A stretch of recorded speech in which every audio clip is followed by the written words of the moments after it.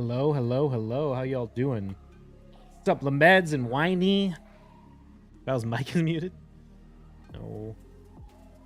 We're just playing the intro.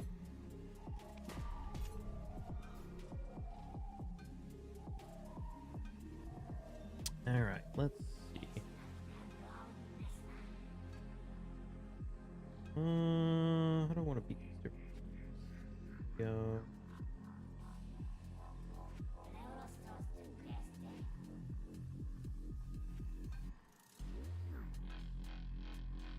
Not there. This here, and we run. Oh my gosh.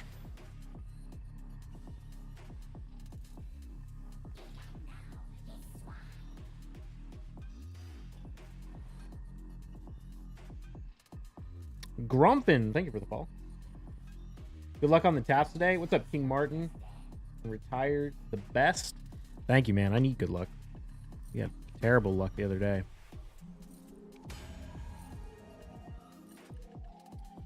Also got to try and get my 3v3 arena done in raid.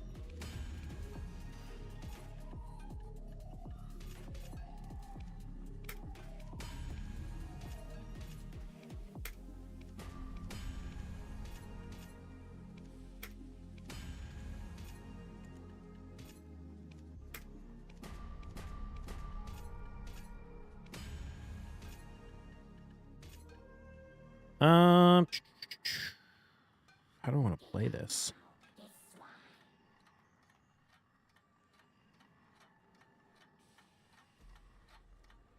You know what? Maybe we do this here. Yeah.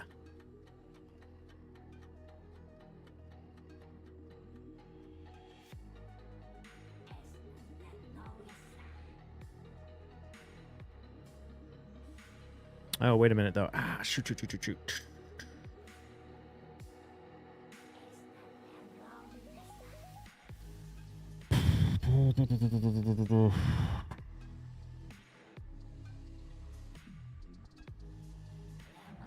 I'm trying to figure out my 3v3s. Run this.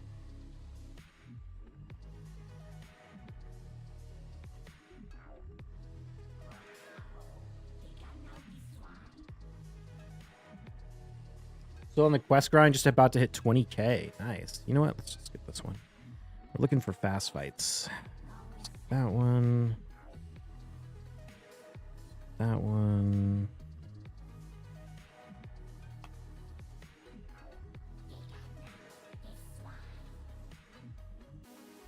That one we can do.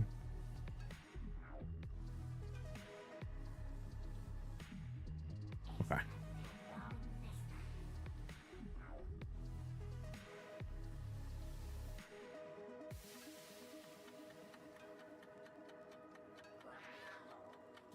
I'm going to do Speedemic there. I'm going to do this one here, and then I'm going to bomb this last one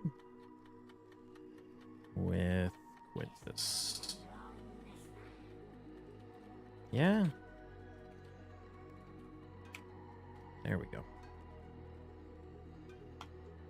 Kazahar, 49 months. God damn, dude. That is wild. Thank you.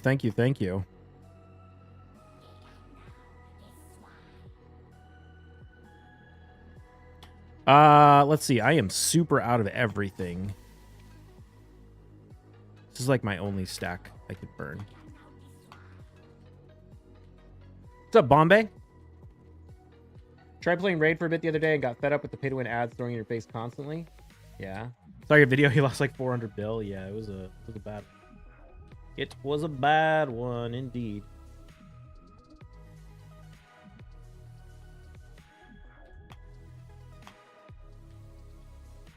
Okay.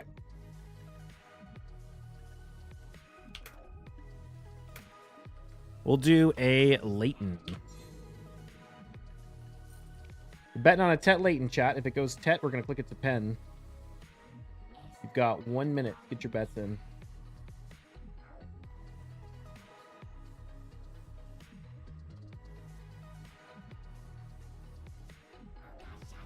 months for Kazahar's. What was that 46 months? 49 months. It's crazy. That might be the longest.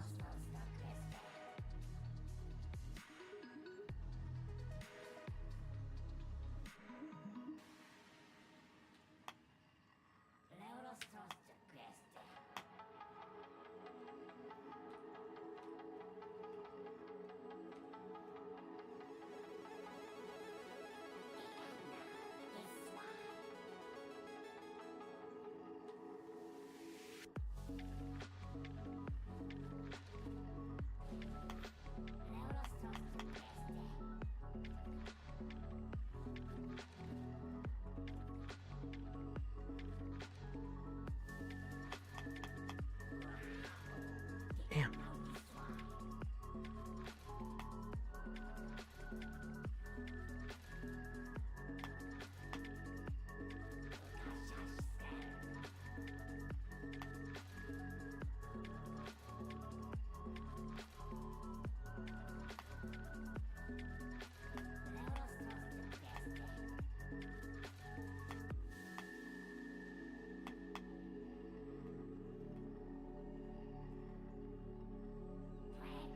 Wukong, dude, I hate that champion so much. All right. Thank you, Spiritual. I'm 600 bill down. Do you feel like the markets are super good? The odds of landing Pen or Pen Depot is super low. Nope. Difference.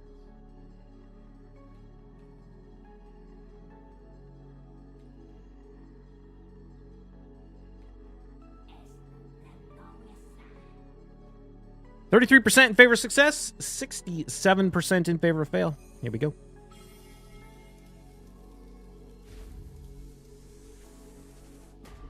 All right, no tats. Well, thank you, Kazahar, for the 49 months. I appreciate it. Maybe next time.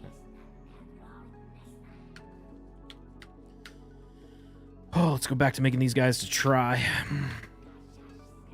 Come on. I know, right?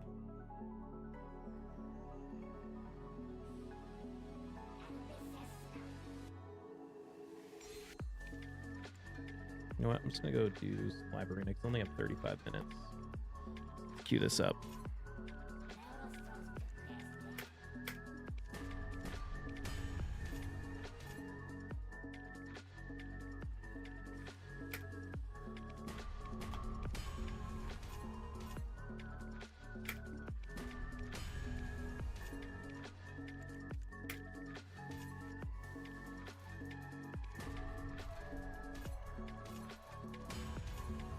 Try to make tri-latents, right? Yeah.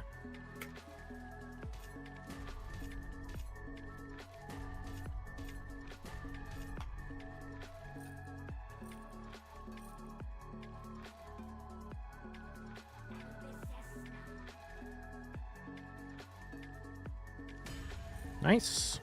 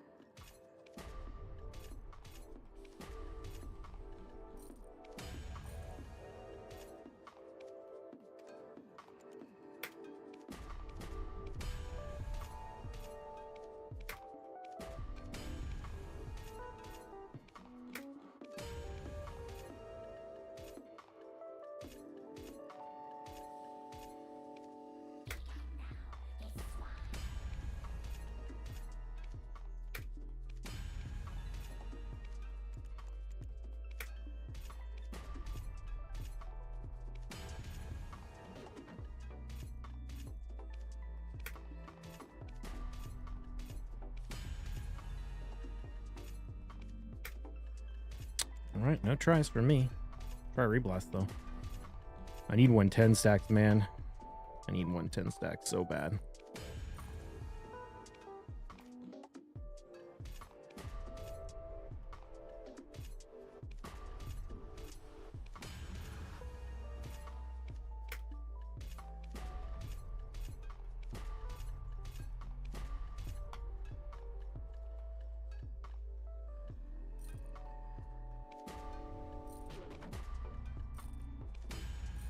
Okay.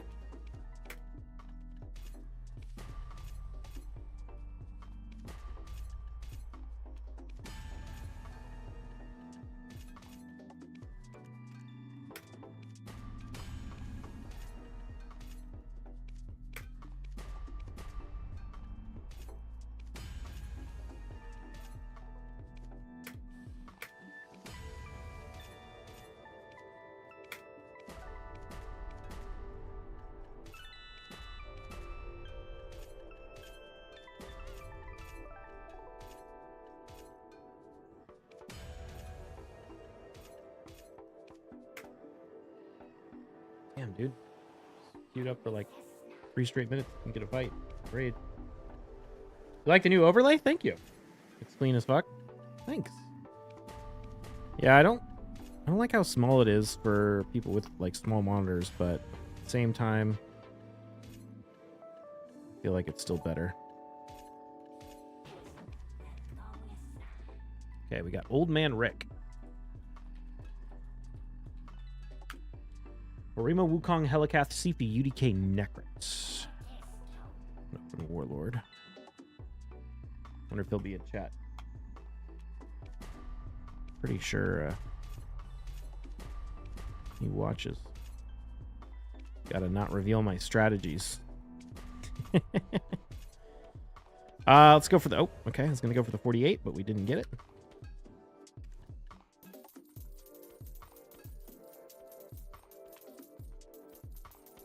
Oh, I see. We're going with the Ancora. Likes to use UDK, right? Yeah.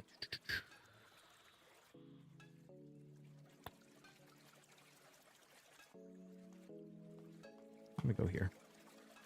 Ancora and White King Narses. And it's crazy how many people built these champions out when we have CVC in like 2 days. Surprised people weren't a little more patient.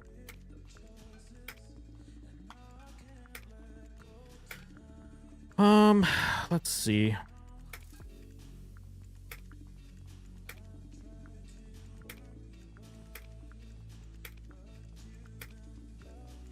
do I want to play this?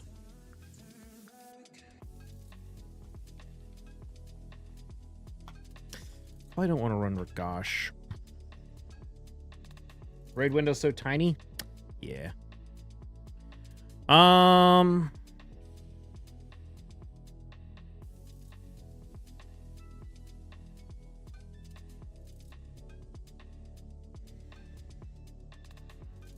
Yeah, let's just do this.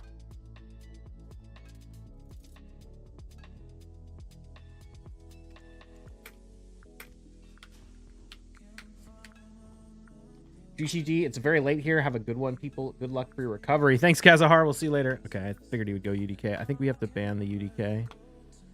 Bans the Warlord. That's fine.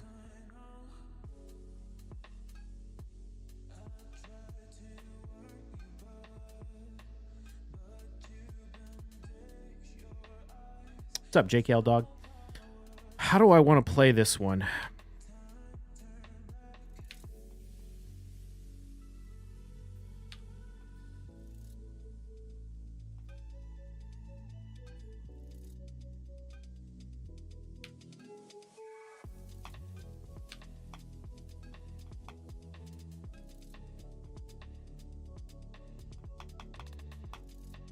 Okay, that worked pretty well.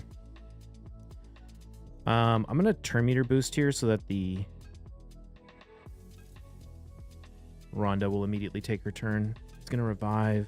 Oh, interesting. You went for the revive on the Harima. Yeah, Rhonda will take her out. Okay, beautiful. He's not going to be able to kill the Kaja, so it doesn't matter. Okay, beautiful. Cool. Played that well. Wait, Joe, was that you? I know Old Man Rick is in chat.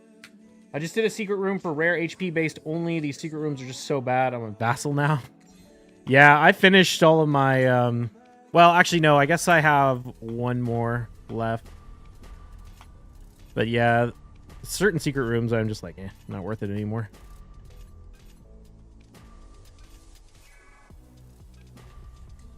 I can't remember Old Man Rick's YouTube name. But I know he's... come in chat before. Oh, you know what? Actually, let me make sure I put that in the fridge.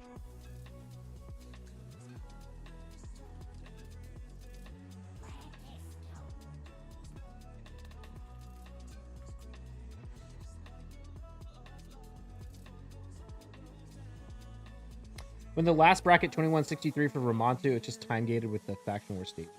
Ah, nice.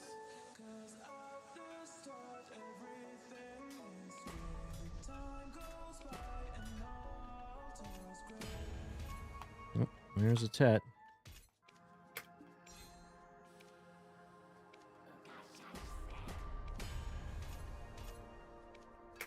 Okay, we got Doke 1-1. Taurus, Tormund, Harima, Duchess, Sifi. Okay.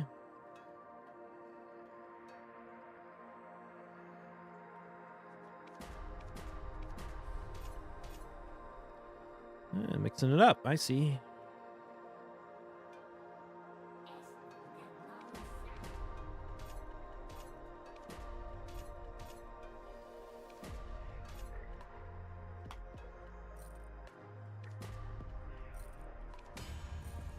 Interesting. So he went for Leorius. I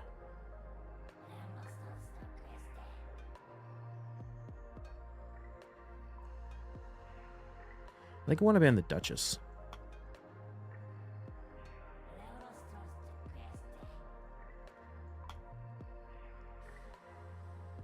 Probably not even going to use him, but I figure I might as well get it over with. Yeah, I mean, he's pretty useful in some situations. I don't mind. I don't use him much anymore, to be honest, but I used to use him as like a counter pick to certain strats.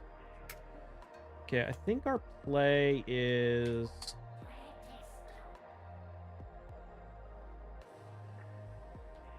What is our play?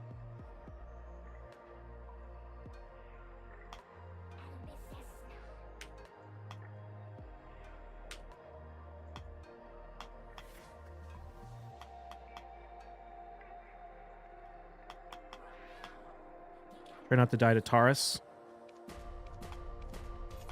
Oh, shoot. He's going to lock me out. Oh, crap. I was thinking I had Warlord.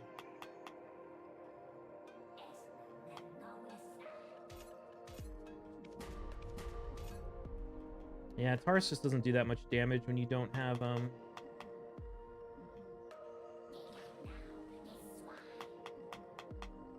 you don't have any buffs on your team, though. Wow, that, like, did nothing. Look at Kaja's health, man. That Taurus barely budged my health. What's up, Etiquette? Answer as you feel appropriate. What got you into numerical side of gaming, mapping out how to something done, like making gear, marketing, etc., pre-BDO, during BDO? No, I was already, like, ever since I was a little kid. Well, I mean, not little kid, but even when I was a kid, I was always interested in, like, min-maxing games and playing them super efficiently. I think it started with the game. The first, like, online game where I did that against other players was a game called Cyber Nations, like, way back in the day. And it was basically like a nation simulator game, and you had to, like, get resources and, like, trade with other people and, like, build out your nation to be as efficient as possible and all this kind of stuff. And I remember I got, like, the second strongest nation in the game. And there was probably, like, maybe 100,000 players or something like that when I was like 12. So I've always been, like, really into that side of stuff. I don't know what this guy runs. I'm gonna open Warlord. I know he runs Taurus and Harima. That's it.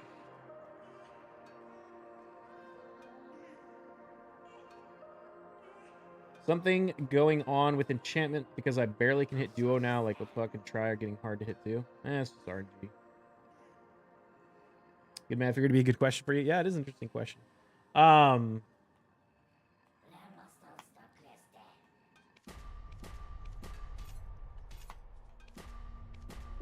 It's just, yeah, it's just kind of something I've always been into.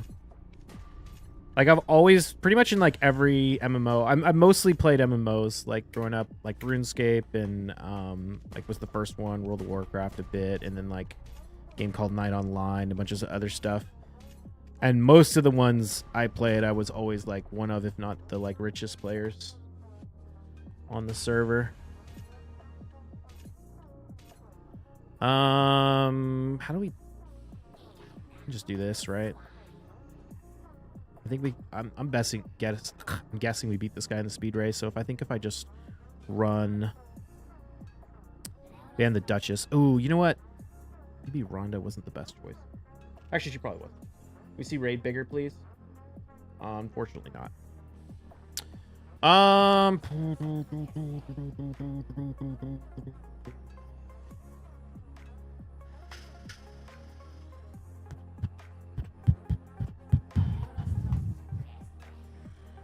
Let's see how this goes.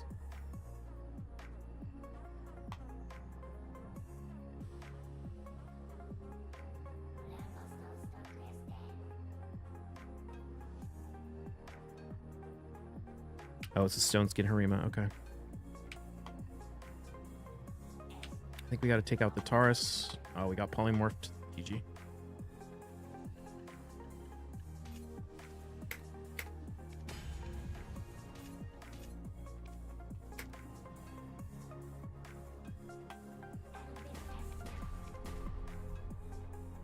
Oh, nice. The revive. Oh, I think Kaja's going to kill everyone, though. Or Harima. Do you think at this moment worth buying or making pen Blackstar at the moment? 310, 410. I have a main pen, but I still have a God Pry / try for Awakening. Second time trying to make another one by my own enhancing. Do you think I'll be able, bad idea to make it 30 pens? Making pen Blackstar is not worth it.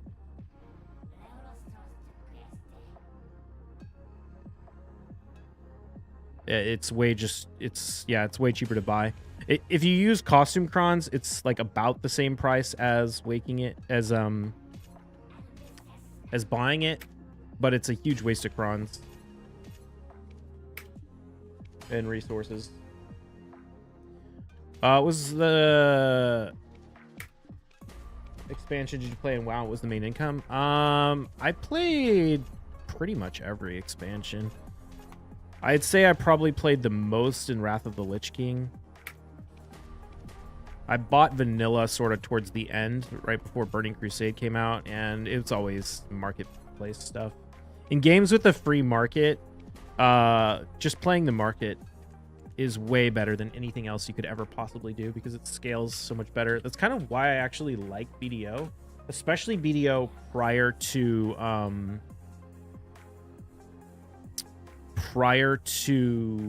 the central market. One of the nice things is like all the caps and stuff meant that there was something, it was actually not the most efficient way to play the game was just sitting in town. You actually, had to go play. We kind of lost that with the central market, and I mean, don't get me wrong, I love the central market, but it was sort of change in direction. Nothing of gear for fail stacks. Got Dead God, Tet, and 300 for Deboreko. I'm trying to get also my pen black, so that's the only reason I'm trying to, but I don't know what to do at this point. Thinking of getting fail stacks. God, Deboreko. I mean, you don't, raw clicking pen Blackstar is not how you make fail stacks. It's really bad.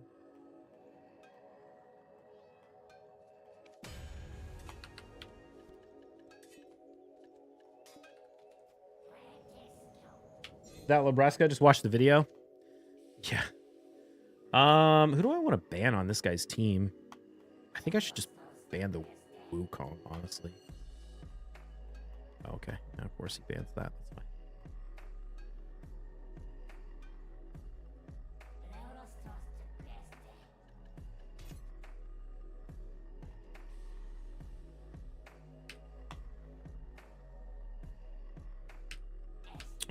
You know what? Let's just take out the...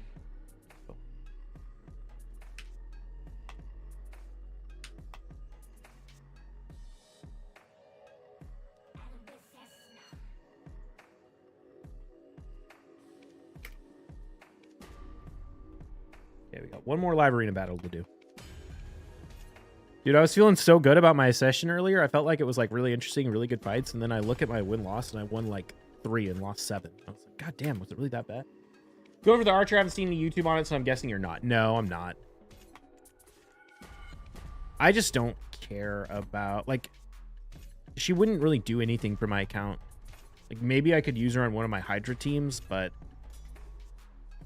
at this point, I mostly only care about PvP. If it was, like, I don't even like using books on champions I need for Hydra. Like, I don't know.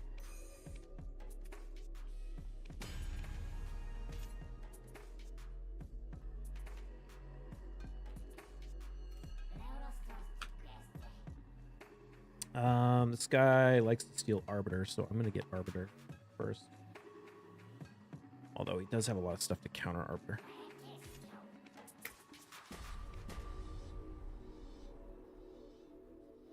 Should I bot Goddard Tet for 60 bill and try and make it pen by Blacksmith Crons, or just go for Market Pen Blackstar? Market Pen Blackstar. It's crazy how impactful Kaja is for your team, but also how little difference it makes if she gets banned. Yeah, well, I construct my teams very carefully. Like the whole way my team is set up with double turn meter booster lockout makes it very difficult. There is no easy ban, because if the double turn meter boosters go off, then it will immediately push my he's already picked all his nukers. I think we go Rotos. Do I want to go Rotos, actually?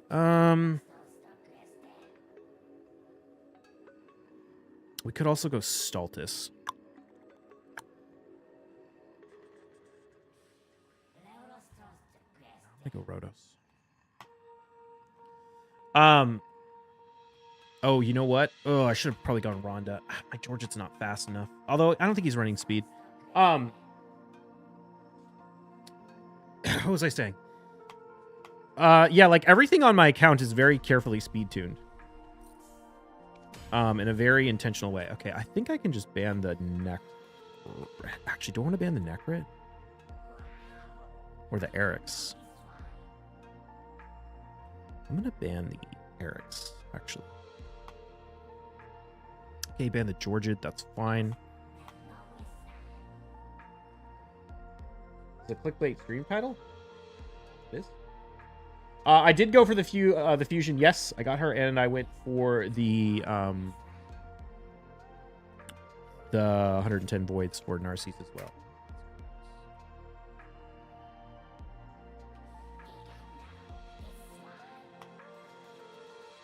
Okay, I think I want to take out Sifi.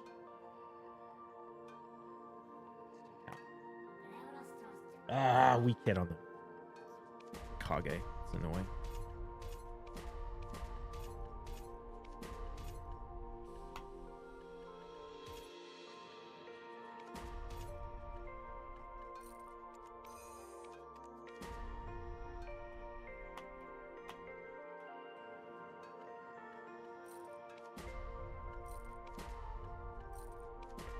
Oof. Black Spirit, you're killing me, man.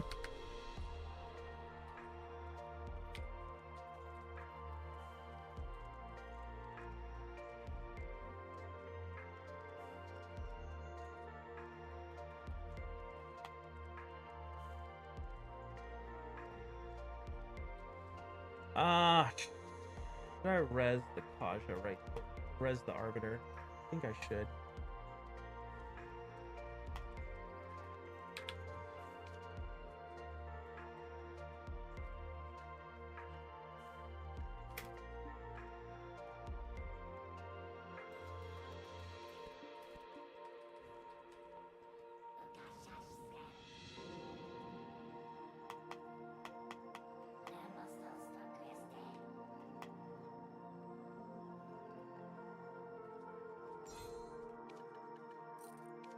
Oh, fucking A, man. God, if only I didn't weak hit this fucking Mikage.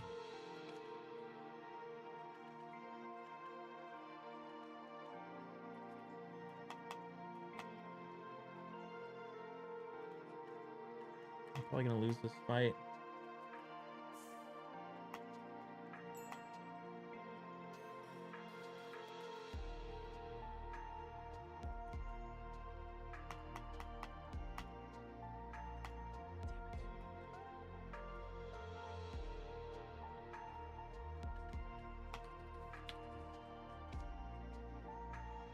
Should have taken Ronda. Turn meter pushback on the Ronda. We get it.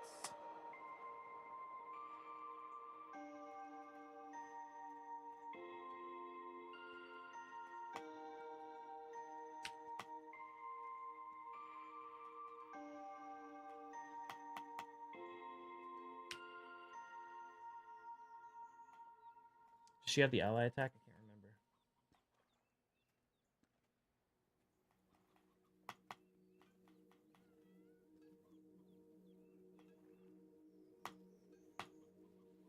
Oh, Rotos, I really need you to get an extra turn right there, man.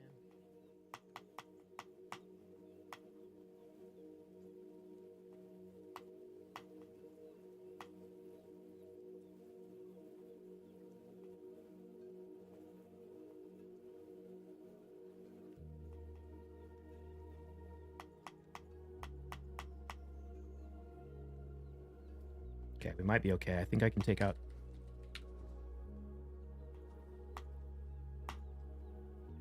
UDK. Or not the UDK, we got the Necrit. It's the best way to make a 250 stack. Take a nice.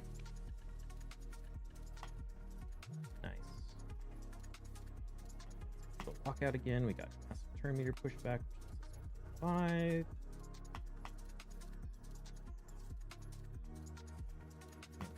Here. Boost. Beautiful. Beautiful. Oh, that was close. Would have been so annoyed if we lost that weak hit. Okay, cool. All right. You take a 90 stack and you Brock click pen rebluff on it until it's 250. How much resist would you build for Ancora and Stoneskin as well? As much as you possibly can.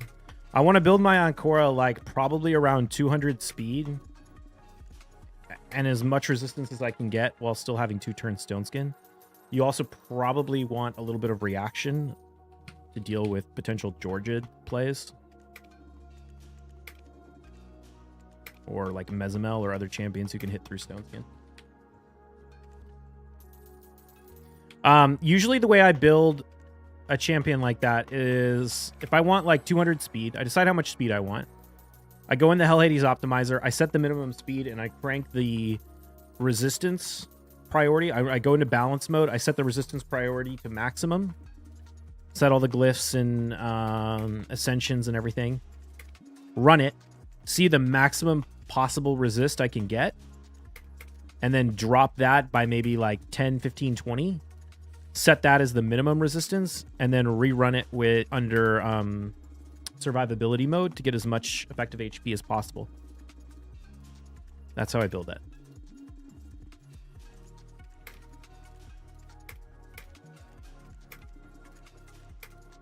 And I want to use her to counter speed plus lockout teams. Particularly squishy ones. So that you just run her and Narcisse. And then when they lock out, she resists it. They take their turns. She survives because she's in Stone Skin. And then you revive Narcisse, which resets all of his cooldowns. Gives him 100% turn meter. Decreases the turn meter of the enemies. Then Narcisse one-shots their team. That's how I want to play her. Video would be great. Yeah, maybe I should make a video on how to build her.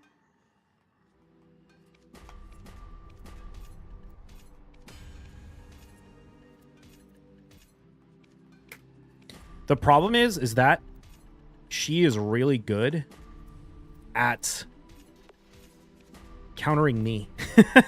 Like the team, I like to run speed squishy lockout teams, and that's who she can potentially be really good to counter. So I'm like a little bit hesitant to make a guide teaching people how to use her properly to counter the thing that I like to run.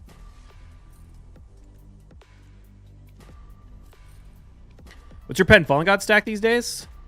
Let's take a look. Oh my god, dude. I'm at like 1 out of 12 on tries. What the hell? 424. 424.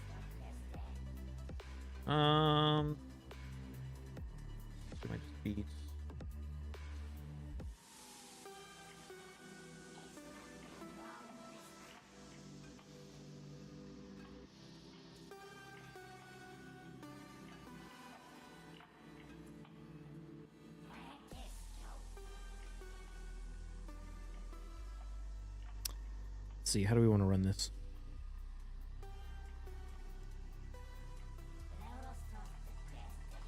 Still an NA first for those. I was told that a Pen Fallen God got made on NA, but I'm starting to become more and more and more skeptical that it's not real. Because no one has been able to really verify it for me.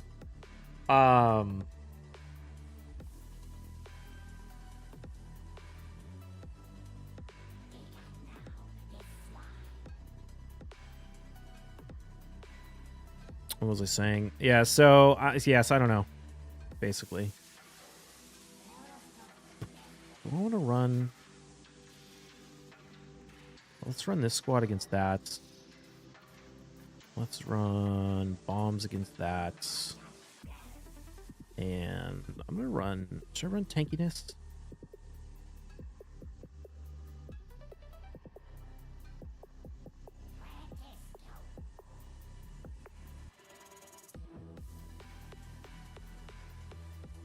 We run Ragash here.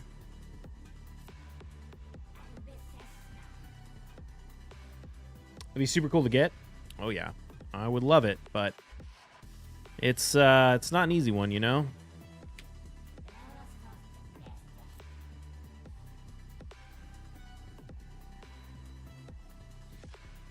Average cost to make a Pen Fallen God is 3.5 trillion, give or take.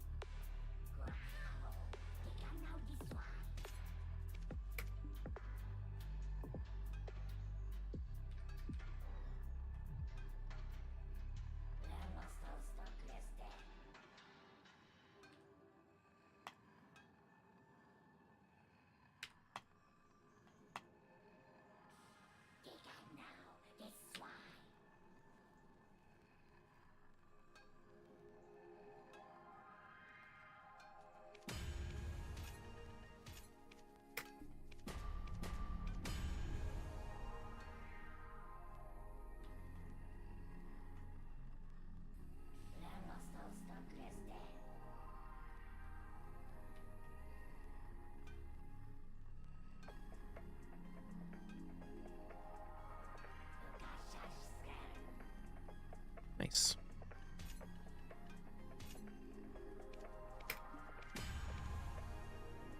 It's all with costume crons? Yeah.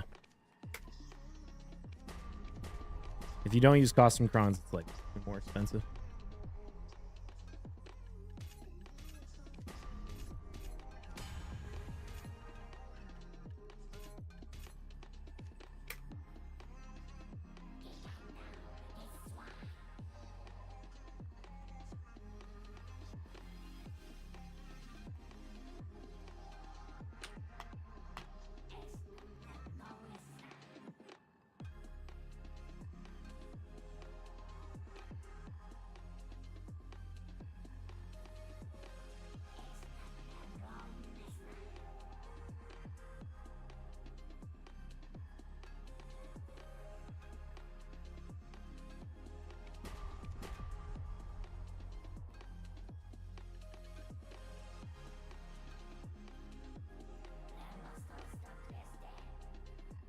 Come on, Uko, I need some cleansing here, man.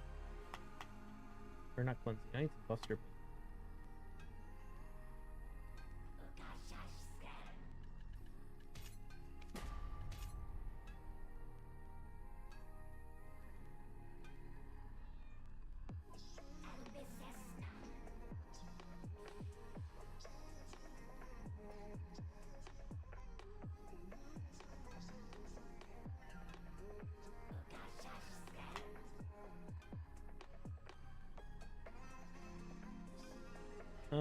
You know what? Let's save that.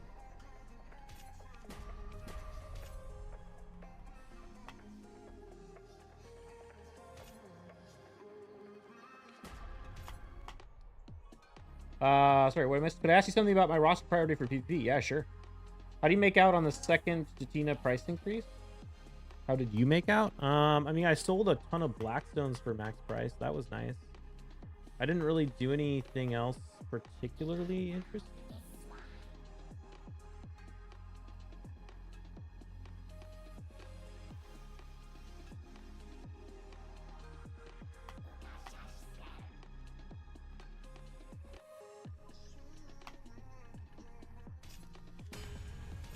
I'm kind of like the Blackstone situation as it exists currently is really obnoxious. If I'm being honest, they're really expensive.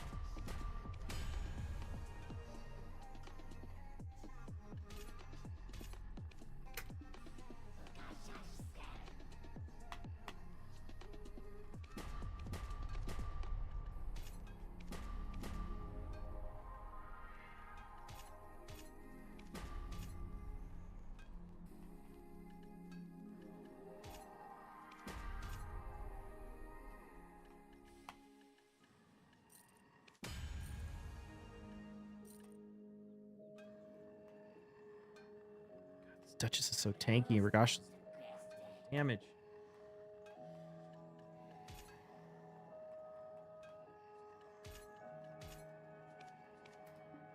I wonder if I should try and take out this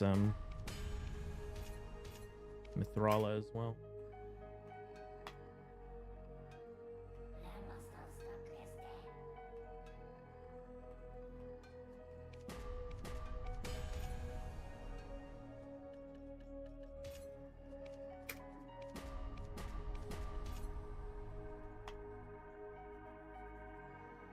There we go. We're chunking for a little bit.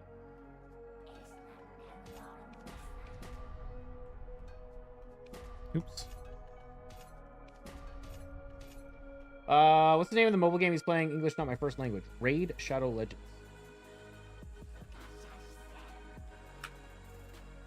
Are they going to merge the Blackstone soon? I mean, we don't know.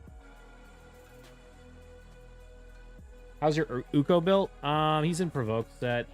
Kind of like a Hydra Uko, to be honest. But he's in Provoke with reasonably high accuracy, a little bit of tankiness, some counterattack accessories. Just there to be annoying. Rotos Harima, 5-star. Geralt Tormin, 5-star. Wukong, 5-star. Rhonda, Xena, Annie, Narcisse, Tully, and Sam tier. Harima is my best. Then Rotos, Narcisse, so I have all 3 types. Attack, HP, defense. Yeah, I mean, Rotos, Harima are fantastic. I don't know who Thorman is. I think that's a raid champion. Wukong is great. Rhonda is amazing. It's hard to say because it depends on what kind of teams you like. Do you run go first? Do you run speed teams, or do you run go second teams? Because I run go first teams primarily. So I love Rhonda. I love well, on your list, like Rhonda would be my number 1. Xena would be nice to counter Sifi. Rotos is good. He just has so many counters. Narcisse is good. Foreman. Attack H. Yeah. So. Oh, whoops. I just put that on a 40, didn't I? Yeah, so it's hard to say because, like I said, it depends on what you want to run him with.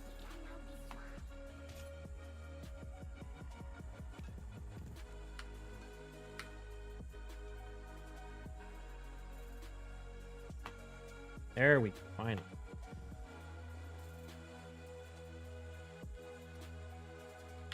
I have Sifi, 389 speed, don't have any lockout. I mean, you don't have to run lockout. I mean, are also, are we talking about live arena or are we talking about 1v1? Or not 1v1, we're talking about classic. I need more Blackstones. That's what I came here for, right? Look at this. I'm down to 400,000 Blackstones. I usually run something like Harima, Sifi, Duchess, and then Rotos or Wukong. Yeah, I mean, that can be a good one. Yeah. Now I have the new duo. Yeah, I mean, you can use the duo too. I would say of those that you listed, Wukong, Harima, Rotos are the most meta. Narcisse is going to be meta too. That's so low for you? I know it is. I had like 5 million Blackstones, but I sold all my weapon stones, and then the armors have been so expensive for so long. I haven't wanted to buy them. Want to fight any of these teams?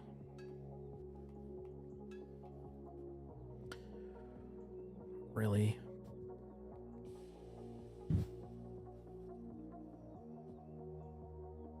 I guess we could do... Well, no, I don't know.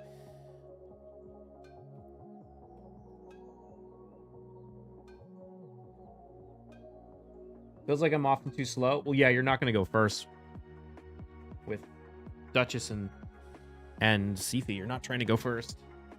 If you want to go first, you have to have like 3 turn meter boosters or 2 turn meter boosters and a lockout. Hoping Ancora could be my solution. I don't think Ancora is very good in a go first comp. I mean, I know Arena Gaming is using Ancora mostly in go first teams. I don't think Ancora is very good to go first. Her turn meter boost is too small. It's only 10%. I think Kaja, even with a 20% turn meter boost, is rough, but a 10% turn meter boost is like useless for go first.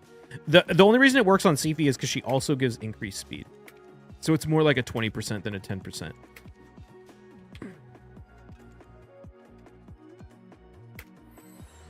But if you're fastest champion, I mean, I don't know what I still don't know what PvP you're trying to do and like what your ranking is, right? Are you talking about 3v3 classic? Like, I don't think you're going to be in a position where you can reasonably push for plat pushes, but I don't know, maybe. I've never done a plat push, so I don't know.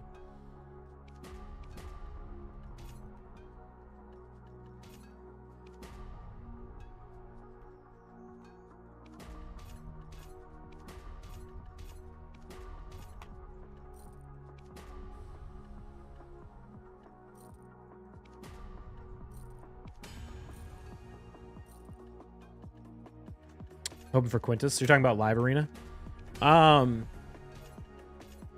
Yeah, then your best bet is probably running fast Duchess or fast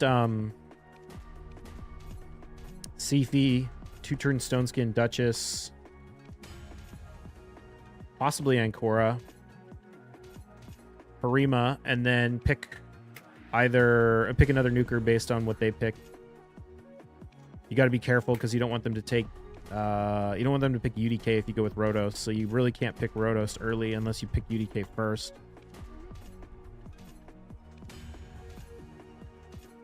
But it also, like, I can't tell you like, oh, pick these champions for live arena because every fight is different.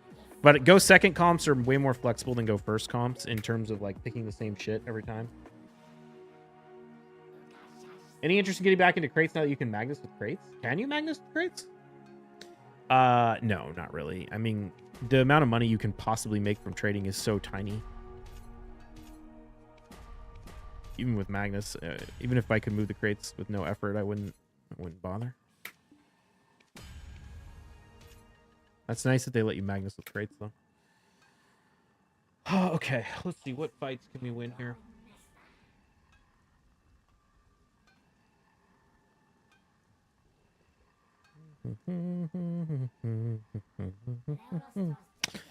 In USA, I got a feeling that it's gonna be a wonderful day. Oh, the sun, the sky's got a smile on his face.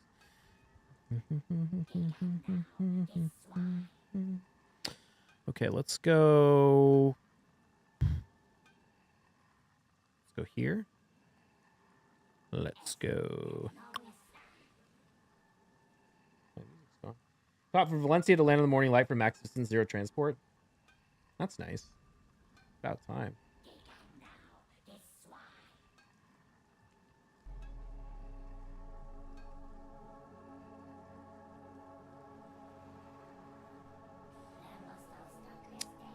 Champs like Python feels pretty outdated after just a year? No, Python's great. Comparing with the recent fusion? I mean, I don't think he is. I think he can hold his own against the fusion. He's just a slightly different champion. But Python gives a full team revive, and Korra gives a single target revive. But they're pretty similar. And Korra also does not provide block debuffs, so that makes her way less useful against things like Tormund. And Korra will get... Well, okay, I shouldn't say that because she can pull all the freezes onto herself. Well, not all of them. She can pull the freezes off your nuker onto herself, but in general, like, I think she's good, but I don't think she makes Pythion like useless. She also doesn't provide any healing. She only provides shield. Pythion provides nice healing. Yeah, he's not outdated at all. Pythion's very tanky. Yeah, Pythion's very tanky. And he makes your whole team tanky too with his passive.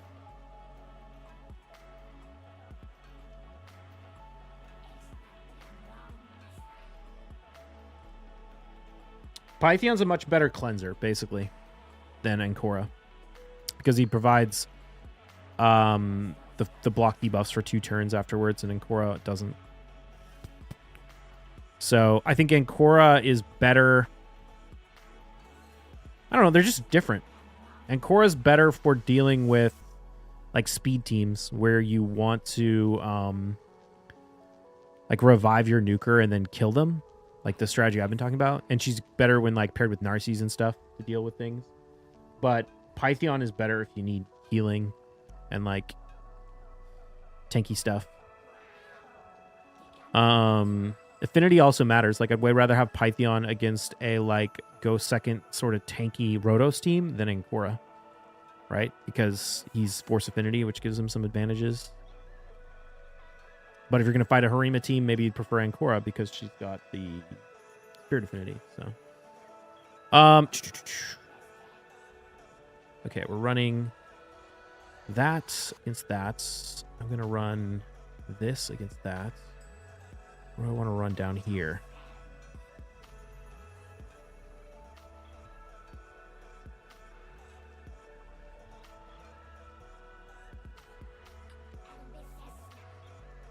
I think we can just run UDK.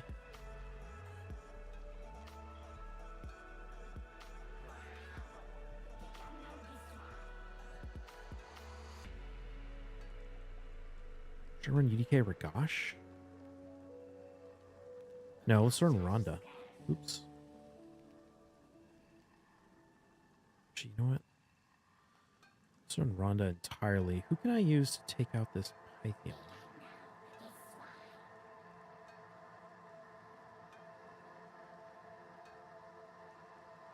Enhancing Devos? Not really, because I don't want to grind for them.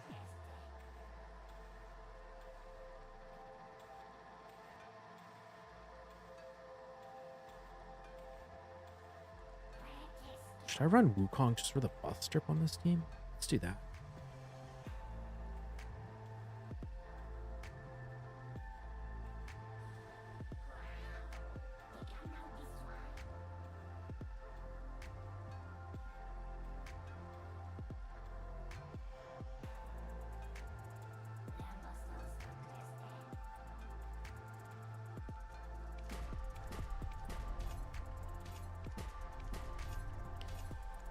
I don't know if I run out of Blackstones, though. I might end up going out to grind.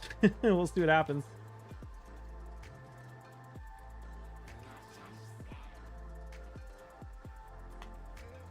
Ooh, Timid says, sit down.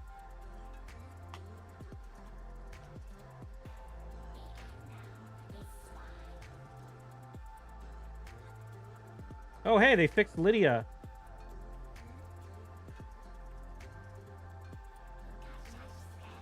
Lydia used to... Her passive used to not work on Kaja. They fixed that. Interesting.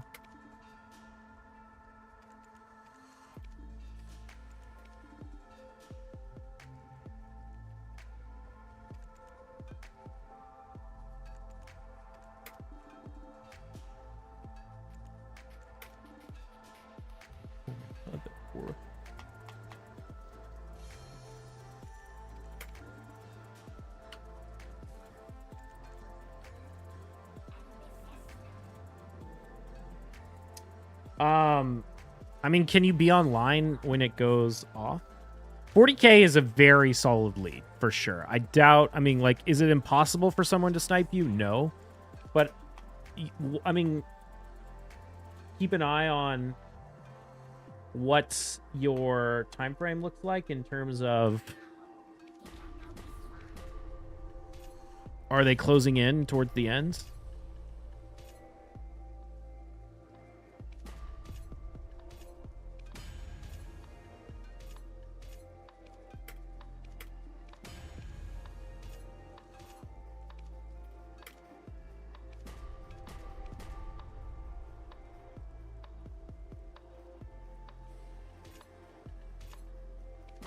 I need to burn these. Oops. Keep overstack.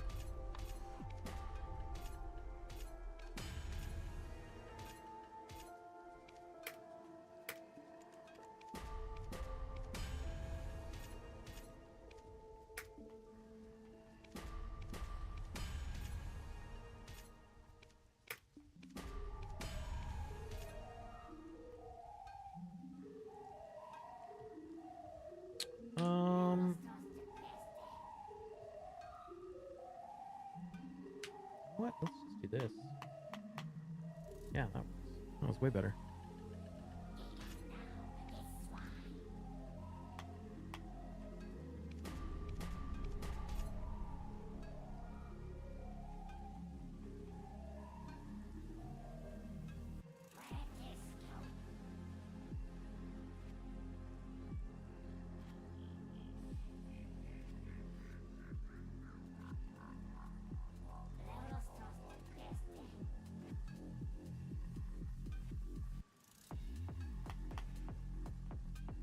Damn, nobody resisted.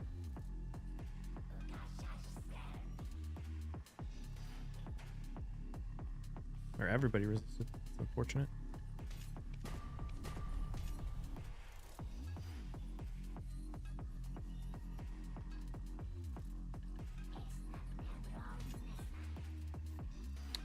What do you think is the best PvE in high-end spots? Best class? I don't know.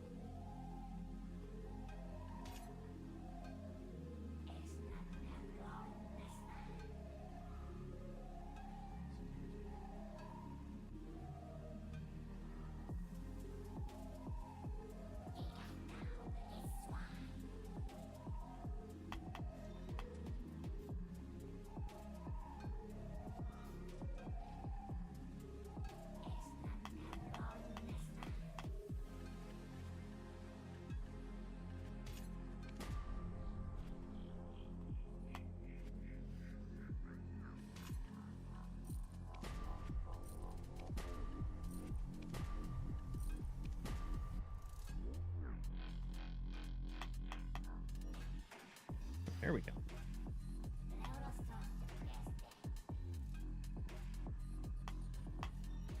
Thanks. Okay, we got this 48. Let's push.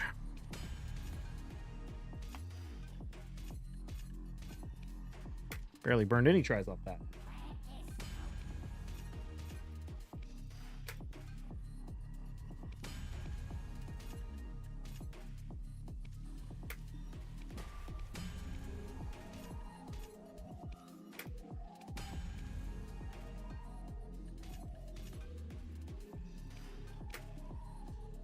Any other fights we can win easily? Let's take this one.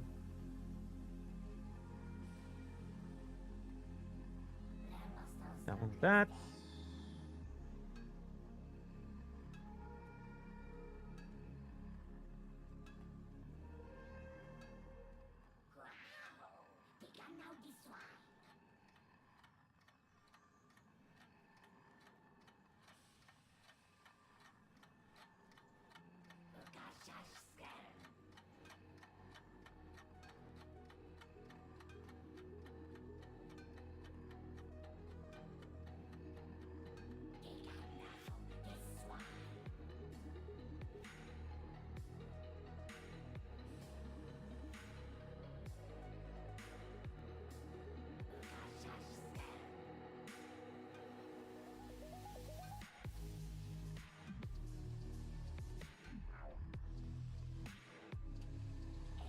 I'm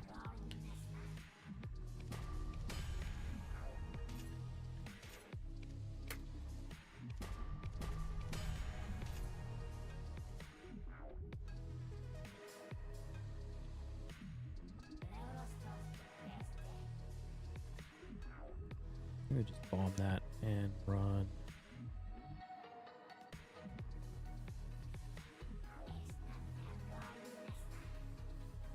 This, that'll work.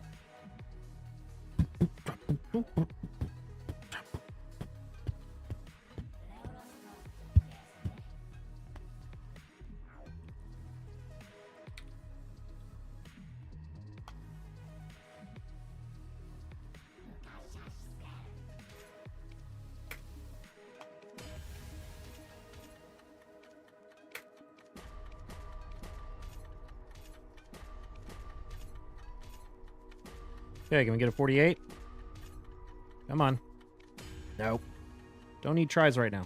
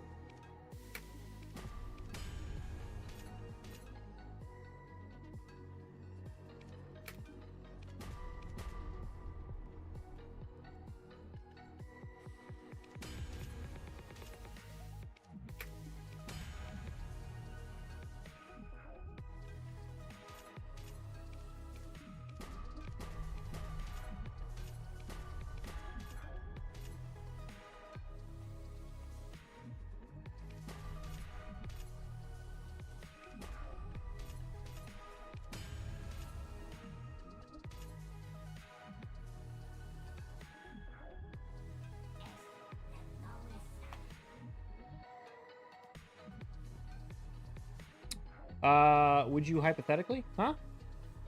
What I what?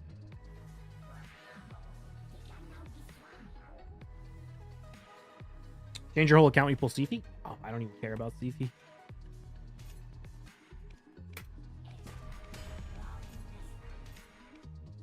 I think, look, if you're a Kraken, Seafy is really good. But for me, like, I'm never going to be able to get a +4 Seafy. I'm never even going to be able to get an empowered Seafy. That's completely out of the question. But I can reasonably get a +4 Kaja. So I just use Kaja instead. I mean, maybe for like tanky or like go second style stuff, Seafy. But some of your most wanted champions. Lazarius, the mythical. I want Lazarius.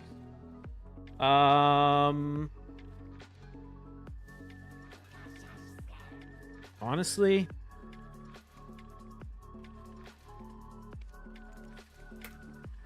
I don't really care that much about new champions. I want a +4 Kaja, so I want another Kaja. One more Kaja will be +4, and I want to be able to max my Bannerlords after I get the +4 Kaja. So,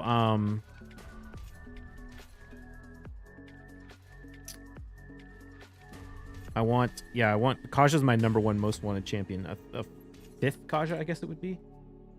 Ooh, this guy almost killed my UBK. That's not good.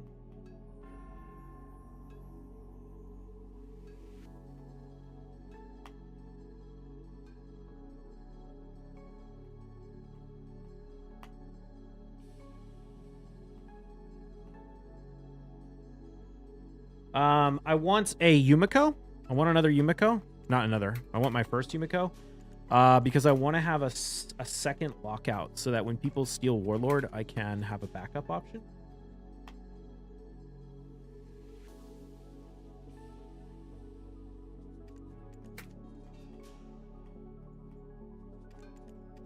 Let's see, who else?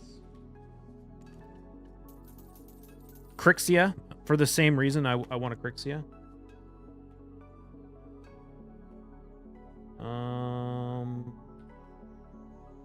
Oh shit, no, I didn't mean to do that, but dum-dum. Why did I strip the... Okay, oh, it does matter. Oh, I just got owned. How did that, Thrall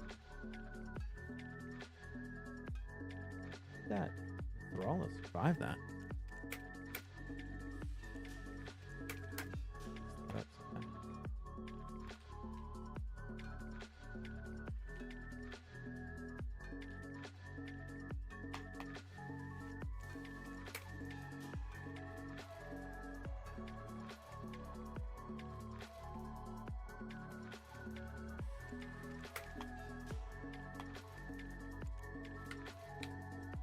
I wouldn't mind a Taurus, I guess. Taurus would be nice, right? Who would say no to that? But I honestly don't feel like I need new champions on my account. Except for second lockout. Like, I only ever pull void shards for guaranteeds, and I don't really buy many shards. So I pretty much have to only pull my voids for guaranteeds. But if I have more than like 120, I will pull them on like a progressive chance for my most wanted. I think probably it's Yumiko in terms of voids. And in mythicals, my preference would be Lazarius. After Lazarius, probably Mezimel would be nice. Crixia. Crixia, well, actually, it's either Crixia or Lazarius.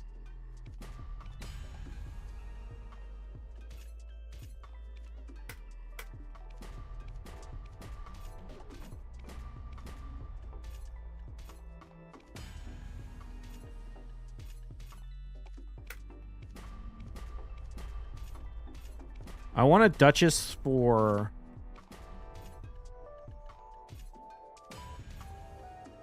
Hydra and for 3v3.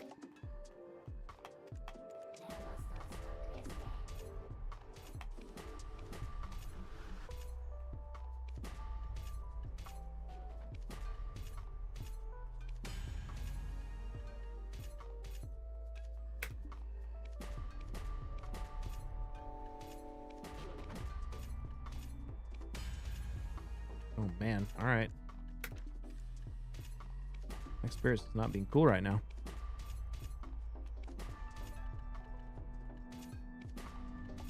Okay, I gotta blow this last.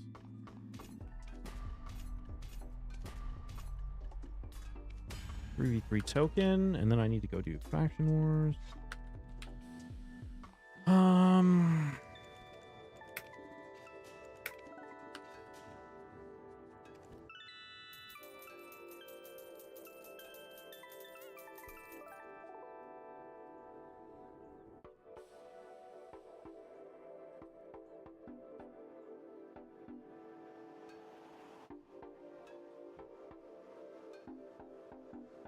Just need something that doesn't make my comms have an easy ban. What do you mean have an easy ban?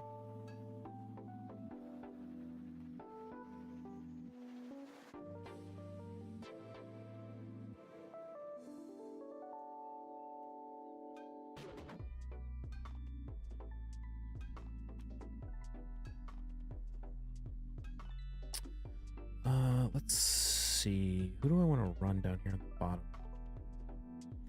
Oh, you know.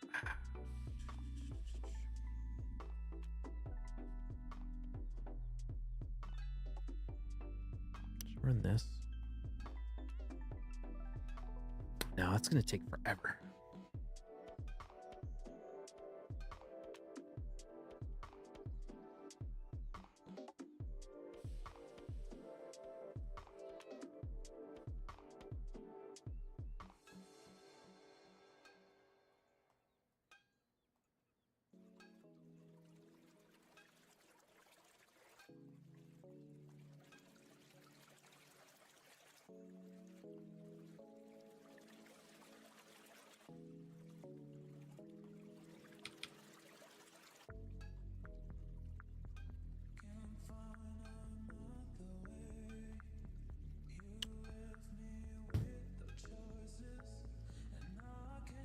I think we can make this work.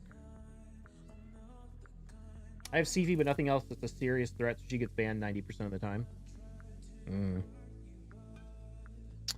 Yeah.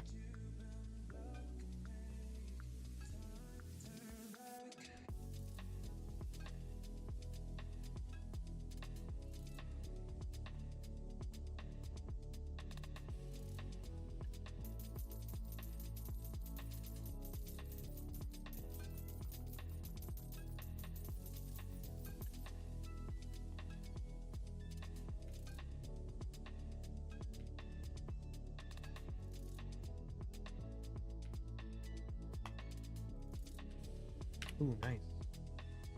Ooh, shit. I didn't kill that.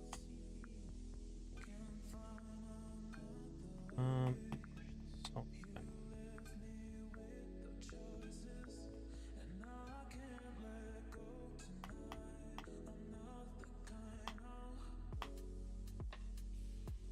damn.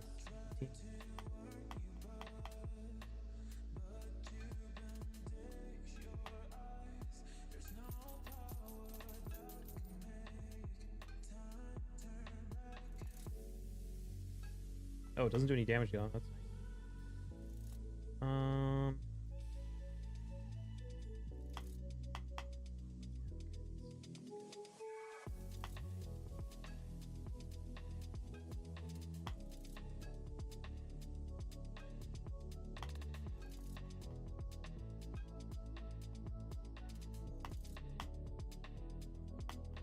Shit.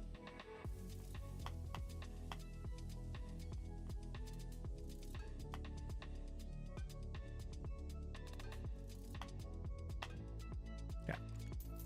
Hey man, what's up? What's up, Ash TV? How you doing? Just need one more anything? Yeah. Just anything to be a serious threat. I hear that.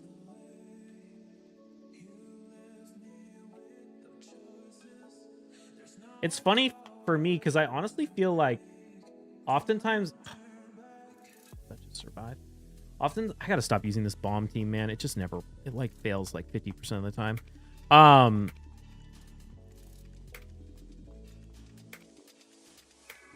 What was I trying to say?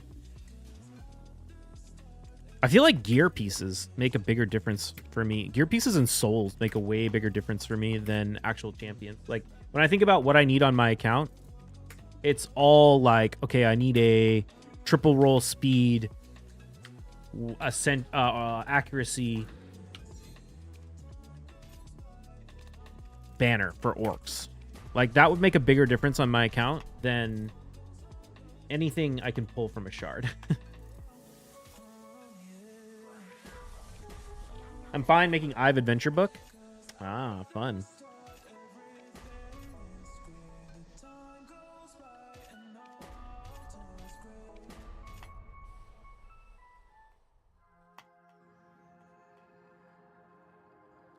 Under Veil, it's annoying.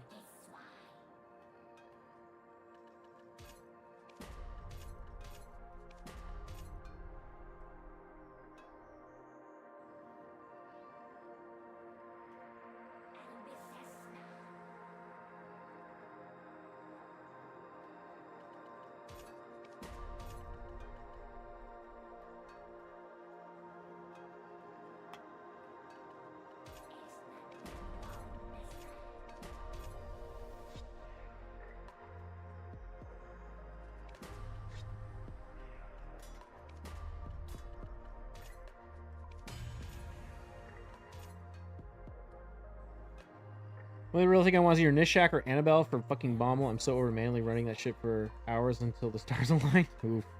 This normal raid is a gear gacha like Summoner's War, so gear is more important than hard to get characters. Yeah, kind of. I mean, both matter for sure, but I feel like people really undervalue the gear aspect of it.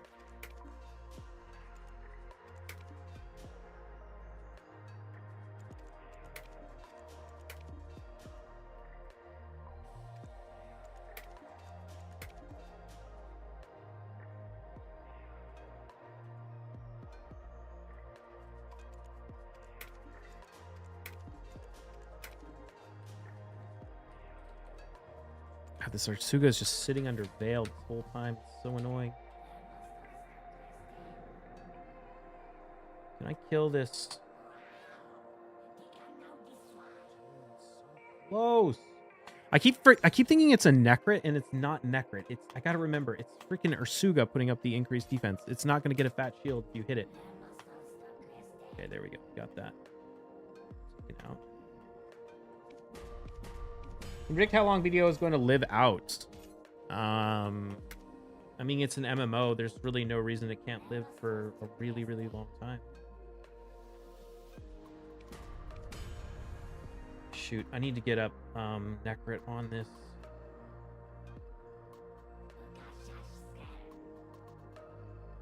Rotos are working big.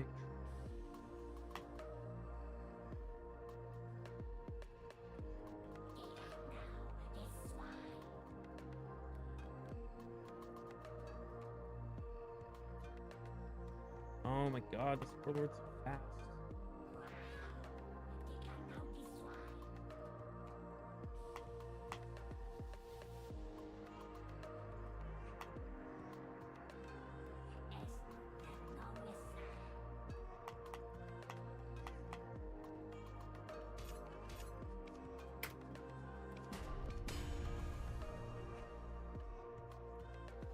Has lived for a long time. How long more? Like 5 more years? I think there's no reason to think it couldn't last 20 more years. It'll last as long as it's making money and the developers update it. Look at how long. I mean, there's literally like, isn't freaking Ultima Online still around? Like, MMOs can last literally forever. Okay, maybe not literally forever. Figuratively forever?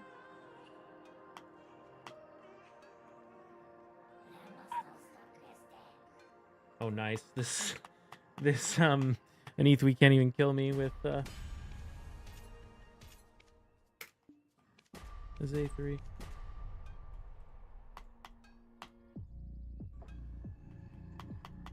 Shoot, he might be able to kill me though.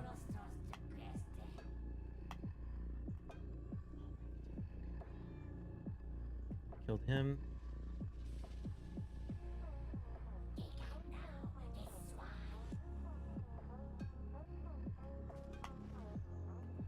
Yes! Okay, Duchess is dead. Okay, nice. Now we're safe. Kind of. Actually, we still could dodge AoEs, but I think my Protoss is actually good.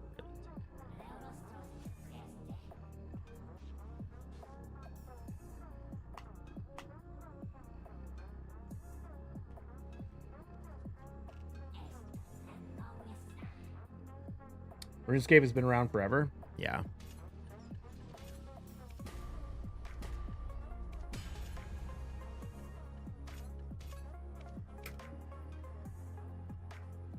I mean, BDO has been crazy successful too.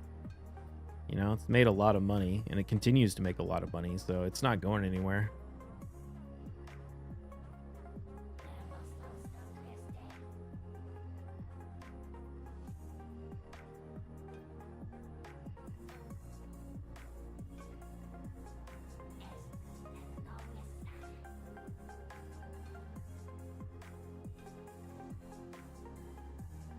Bane255, thank you for the fall.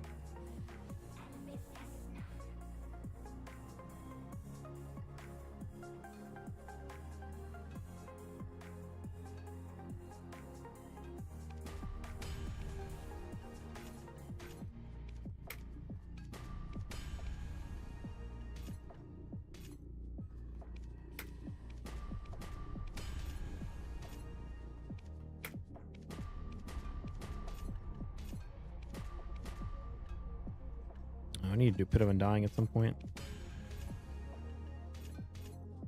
Today's Sunday. I gotta do my horse weekly quest too, but got a few days to do that.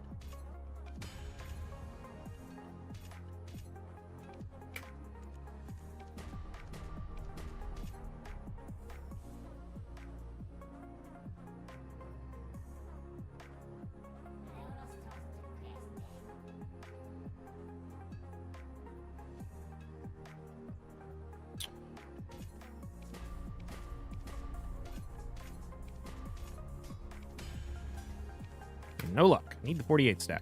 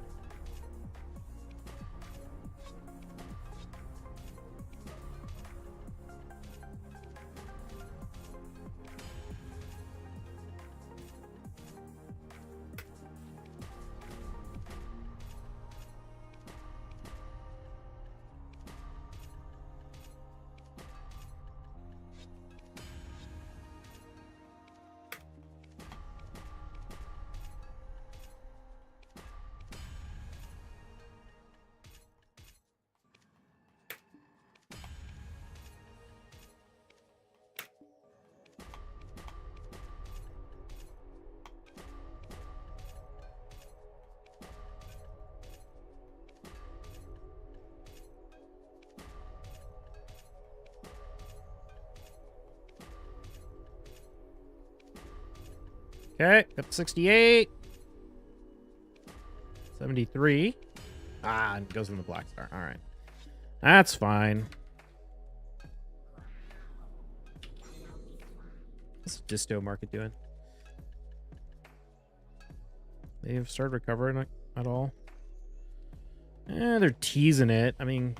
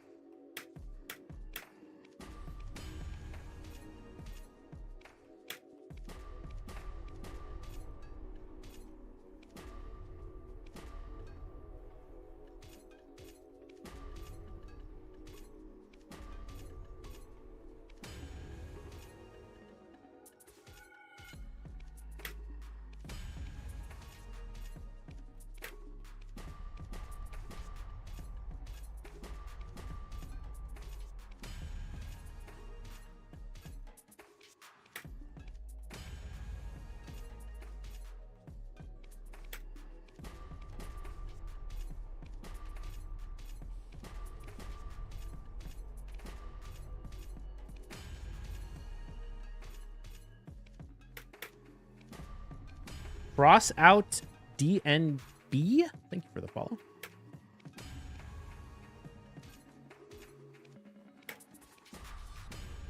Chill beats. Yep.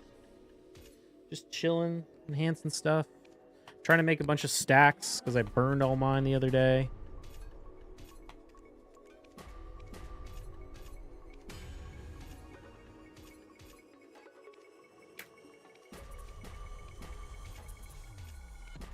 Also got to do all my 3v3 fights and raids so we can stay in gold 4.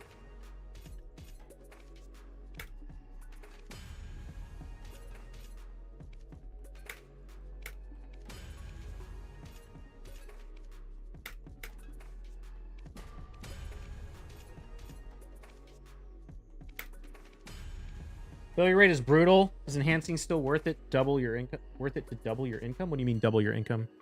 Risk of ruin is real, huh? Or was it just a little scare of the bad enhancing session? No. I mean, there's no way it'll bankrupt me or anything. It's like, it's not even noticeable in terms of like effect on net worth.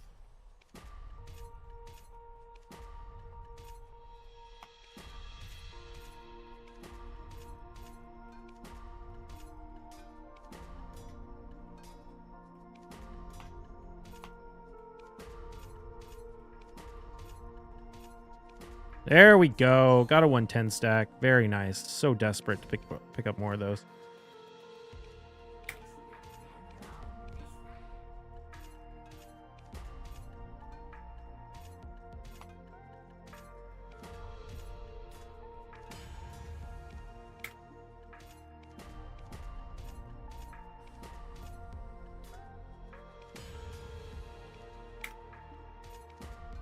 Raid, what are your thoughts on Androck? Got him, but his passes are misworded. Only just 5% turn meter once, not per hit. Androck. Isn't Androck like strongest champion in the game for PvE? Let me double check. Which one is Androck again? Yeah, Androck is literally like the best champion in the game. It's because the bosses are not immune to his A2 ability that inflicts weaken or inflicts enfeeble. So it'll basically make all of the heads, like all of the bosses in the game, not be able to do any of their abilities because they'll weak hit every time. So think about it. Like, Hydra heads are going to be able to steal anything. Like, you can't steal your buffs. They can't place the block revive. They're not going to hit you very hard. They're he's literally Saf said he was the best champion in the game for PvE, and if that's true, I don't have him, so I can't use him, but if you can get that enfeeble debuff on everything, it'll basically trivialize everything in the game.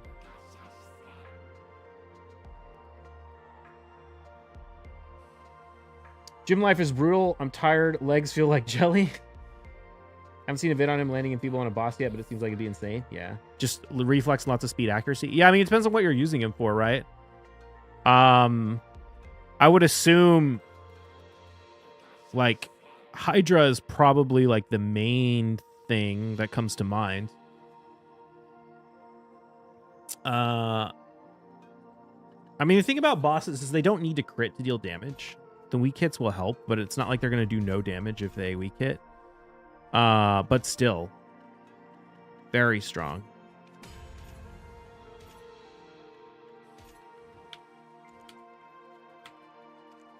Anywhere you can use them in, like, yeah, basically any content you're struggling with where you can use them in, he'll make easy. Except for maybe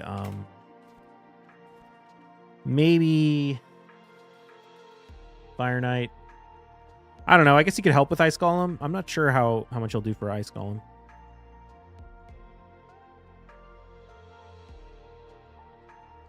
Less Enfeebles a secret immunity, like decreased speed on dragons. It's not always their kits. Yeah. I think it lands. I think I saw on staff stream that it lands on bosses. I mean, to be fair, like most of the like dungeons and stuff, it's not really about the ability to do it. Like once you're endgame, like you're obviously going to be able to kill the bosses. So something that just like makes the like it basically makes them tankier. It makes you tankier, right? Because like reduces the damage and their effects and stuff. You don't really need that for most dungeons once you're an endgame player, but Hydra in particular, it'll be insane for. And if you're new to the game, he's going to be a hyper carry everywhere.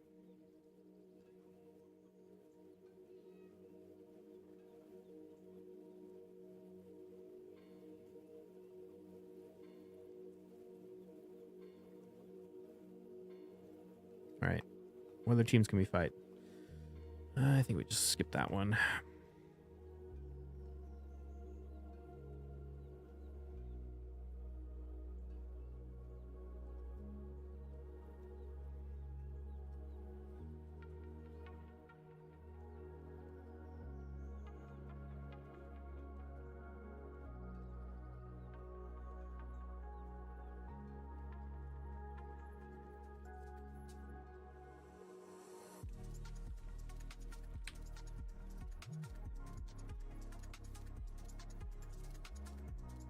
Hydra and Amius for sure. I'm guessing it'll work like HP burn poison, but you can't swap it to a buff. Yeah, if you can use it in Amius.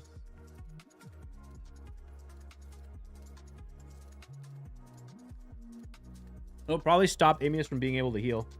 What other chat are you reading? Don't you see the chat on the screen? We're tri-streaming. We're on YouTube, Raid, and BD YouTube, Twitch, and the Raid YouTube. So BDO to YouTube, Twitch, and the Raid YouTube.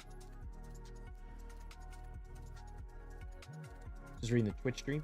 Yeah. Twitch changed their policies a little while back to allow multiple streaming. Should I try and take out this team with this? I kind of want to.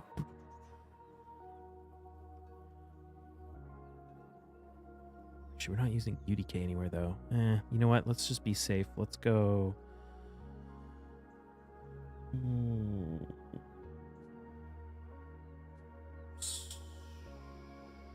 Well, this is already being used there.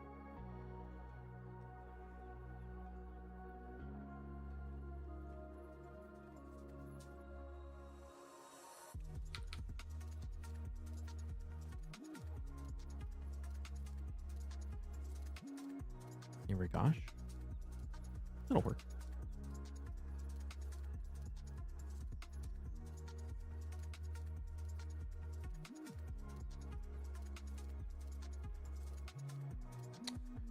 Think Debonex are ever going to recover or stay 60 bill and lower? I think they'll recover when the new grind spot comes out. That's like more meta than grinding Debos and selling them.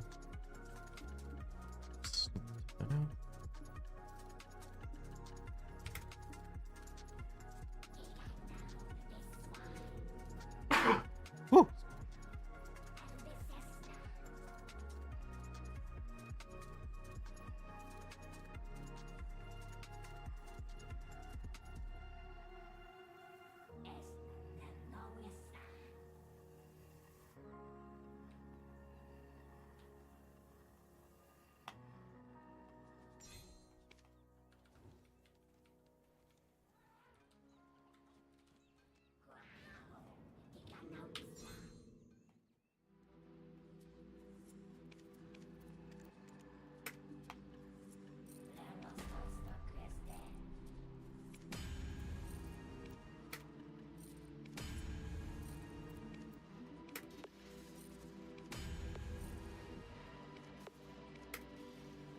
Sathenas, thank you for the ball.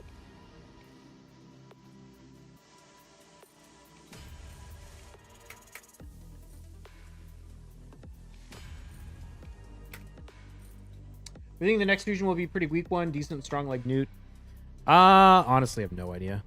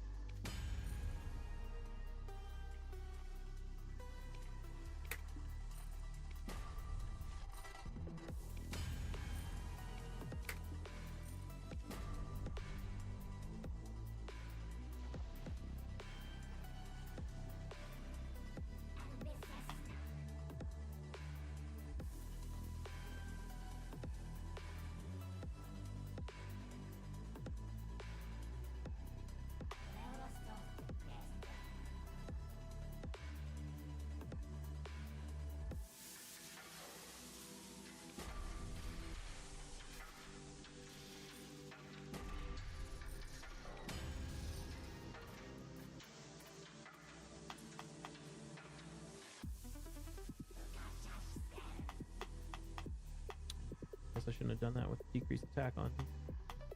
That did not do well.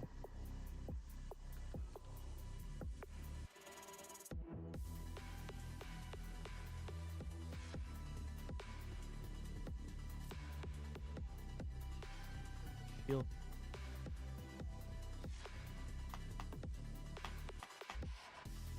What the?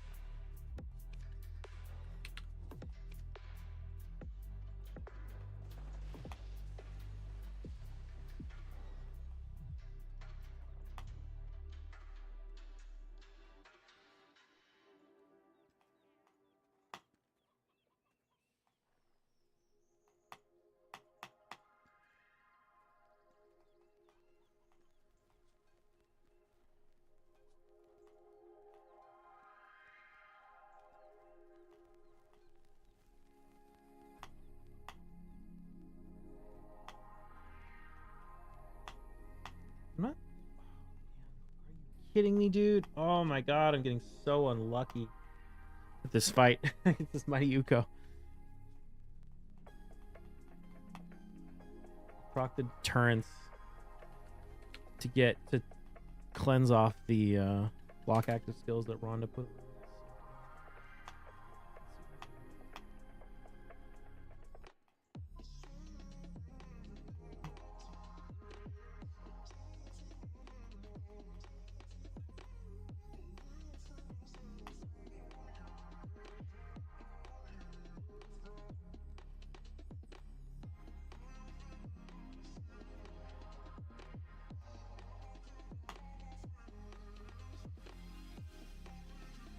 Give me the cleanse back.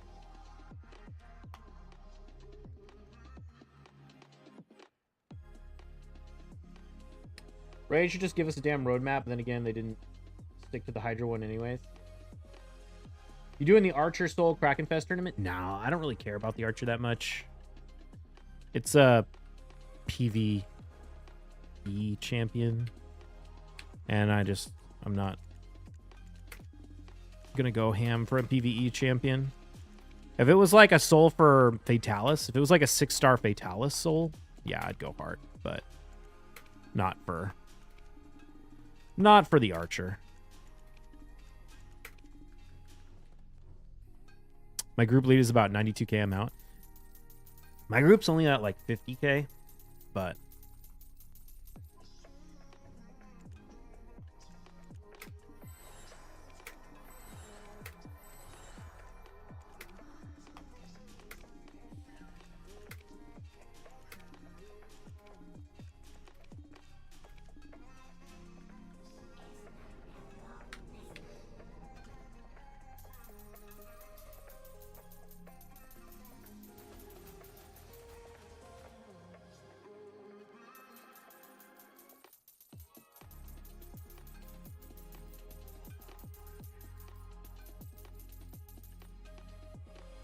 All right, let's see. How should we play this?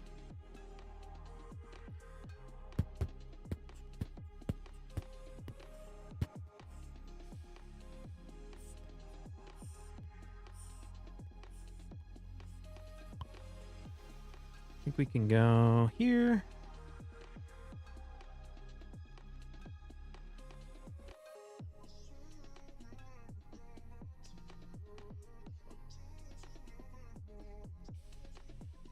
We're spending $300 for King Narcisse. I can never answer a question about, like, is it worth it to spend money? Because money is not equal for everyone. $300. I don't know what $300 means to you. I can tell you that I went for Narcisse, but I also only ever pull void charts during guaranteed events, so I didn't really need to buy many. I do think Narcisse is a very, very good champion. He's probably the best guaranteed void champion we've ever had. Almost certainly. So if ever there was a time, it would probably be for him.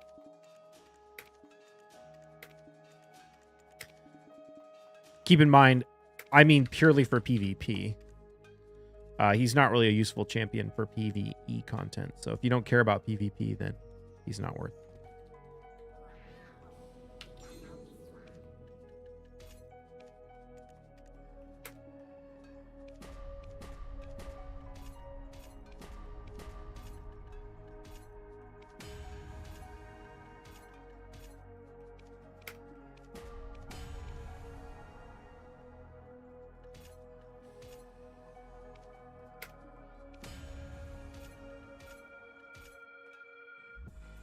Oh, why am I sitting here fussing when I have Necrit?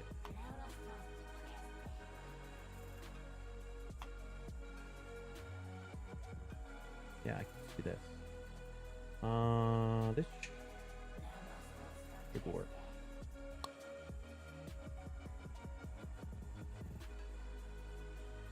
Let's try it.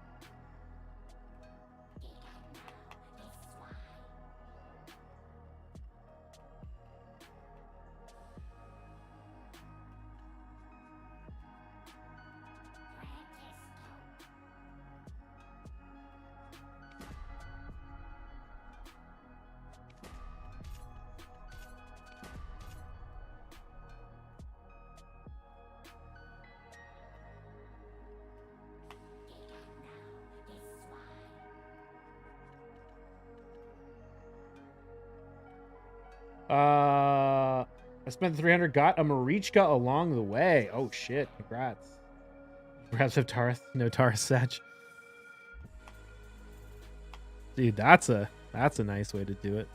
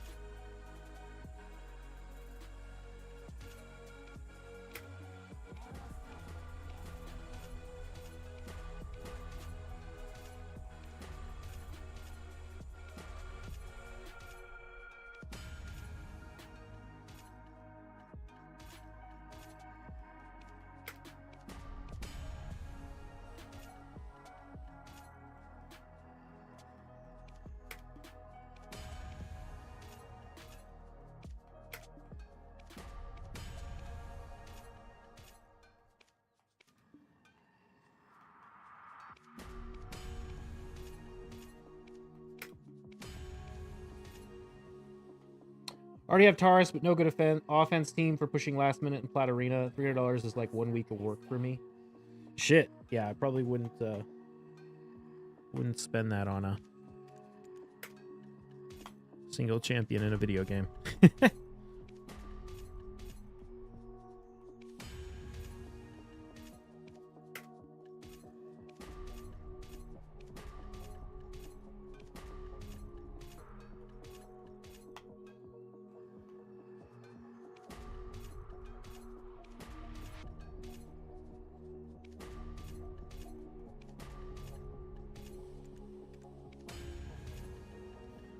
Like, as much as it might diminish the aspect of fun a little bit in the game, if you want to be successful in Raid, you should pretty much never ever pull shards outside of fusions and guaranteed events.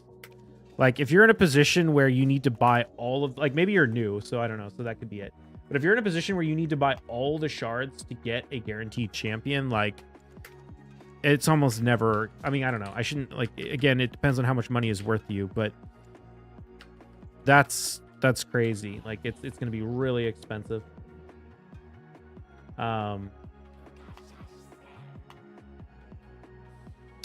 Dude, Timit just wrecked everybody right there.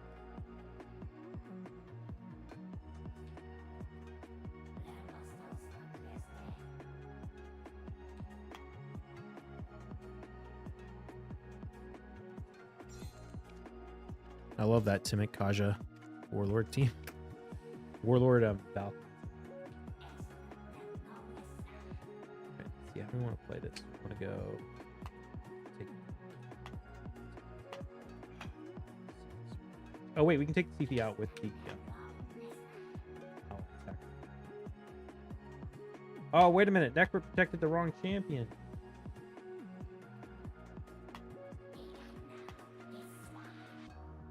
Oh, whatever. He revived the... She revived the...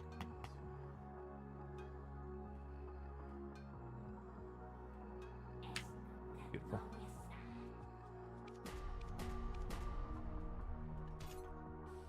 Didn't save because they haven't make a guaranteed void in a year and never thought they will do a meta PvP champ. They did do a void not that long ago. It was Val. And still, there's no excuse. You should never pull void shards. Never pull any shards other than fusions unless you have at least 20 sacreds, probably 200 ancients, and 120 voids. Pulling on anything else is just inting anyway, because the odds of getting anything useful is very low.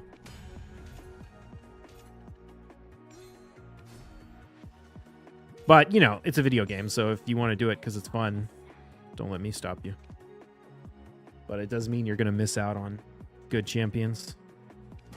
To be fair, if you're patient and, like, diligent with your resources, Raid gives you all the tools you need. Like, sure, I got lucky with Warlord, but if I didn't have Warlord, I could run support Wukong instead of Warlord. Like, you can... Like, most of the champions I use at, like, the top end of Arena are stuff I got for free. Like, it's Arbiter. Kaja was a guaranteed. Stultus is one of my main nukers, who is a guaranteed. Rhonda is one of my main nukers, who's a free login. Morrigan was a fusion. Narcisse is a guaranteed. Ancora is a guarantee, or a fusion. Like, they give you a lot of really good tools if you just save your resources and prepare for it. It's way better to do that than to, like, YOLO shards. Try and get Georgid. Yeah, Georgid was not a guaranteed. I got him on a progressive chance, or a 10x. But to be fair, I was already pretty high in Live Arena before I got Georgid. The thing about, like, super meta champs like Georgid is they solve a lot of problems, whereas other champions, like, they counter everything, whereas other champions only counter some things. Like, for example, Georgid counters Stone Skin. But before I used Georgid, I had other ways to counter Stone Skin, either by using, like, bombs, like Nishak, or by using block damage to stop them from being able to kill me until the Stone Skin came off. Like, there's other ways to get around it. Skip them, I'll use what I got for free. Yeah. It's really that first initial stockpile that you need to build. Like, the initial 120 voids than the initial like 200 ancients and the initial 20 sacreds. And then once you get that, you can use your excess, but you kind of never want to go lower than that unless it's for guaranteed. There's actually, and who else has been guaranteed voids? We had Valkanen, we had Turvold is a really good one. Supreme Kale was kind of waste. I think Riho was one when I was on a break. She's good.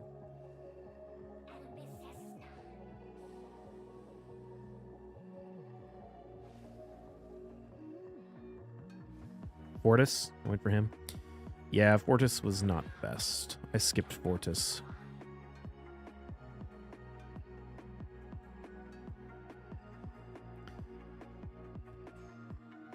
$129K, 89K, 4K ripped to second and third in my bracket for champ training. Yeah.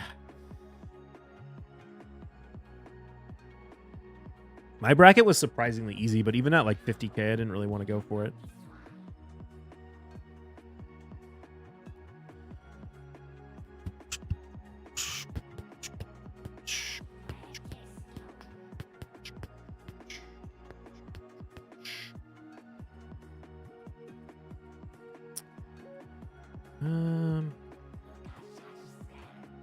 Buff was Ungar. Ungar is better and more useful than him right now. 97K second at 25 for JK, but he hasn't moved since day one. Seems pretty safe. Isn't 2x good enough? Some voids. That's where I got Taurus Leocardio. Don't need any epics though. I would never pull on a 2x now. But I'm super efficient with my resources. I think the advice that a lot of people give to new players to like pull on 2x is honestly garbage. I don't think you should ever pull on a 2x.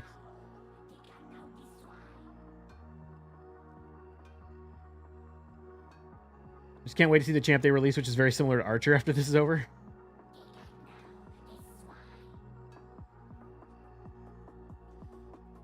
Especially with progressive chance in the event. No 2x. Why? Because 2x is useless. There's 2x's all the time. There's nothing interesting in 2x. Most of the champions in the game are useless once you get to endgame. You really want to focus super hard on the things that are actually important. And 2x also, people think 2x means twice as many champions. I did a whole video on this like a while ago, almost like a year ago actually. But due to the way the Mercy system works is a 2x is not double the Lego. It's only maybe like a 40-50% increase over the regular amount of legendaries you get. 2x is great for early mid game. I think even early mid game it's insane. Early mid game you need every shard you can get for fusions, and wasting them on useless 2x events is not important. The thing you also have to understand about early game players is you do not have the resources to use any legendaries you get anyway. Like a good epic or even a good rare is oftentimes way more valuable on your account early game than a legendary that you won't have any books for, won't have any brews for. Like Legos are you can't use very many of them. Early mid game you can't do Ultimate Rider, so you can't do fusion anyway. That's nonsense. That's complete nonsense. If you don't waste your shards, you can. Hell Hades did the Ancora fusion. His account's like what? 30 days old, not even. Less than a month old, a couple weeks old when he started, I think. Just don't ever pull shards. You get literally just from like completing campaign and the other challenges and things, you're going to get like almost enough sacreds to do a fusion if you're really diligent about it. Because you don't need that many.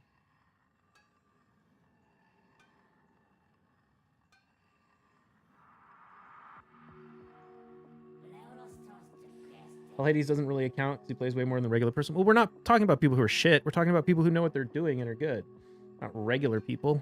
I'm talking about min-maxers and people who want to play super efficiently. If you don't want to play efficiently, then do whatever the fuck. It doesn't matter. Just have fun.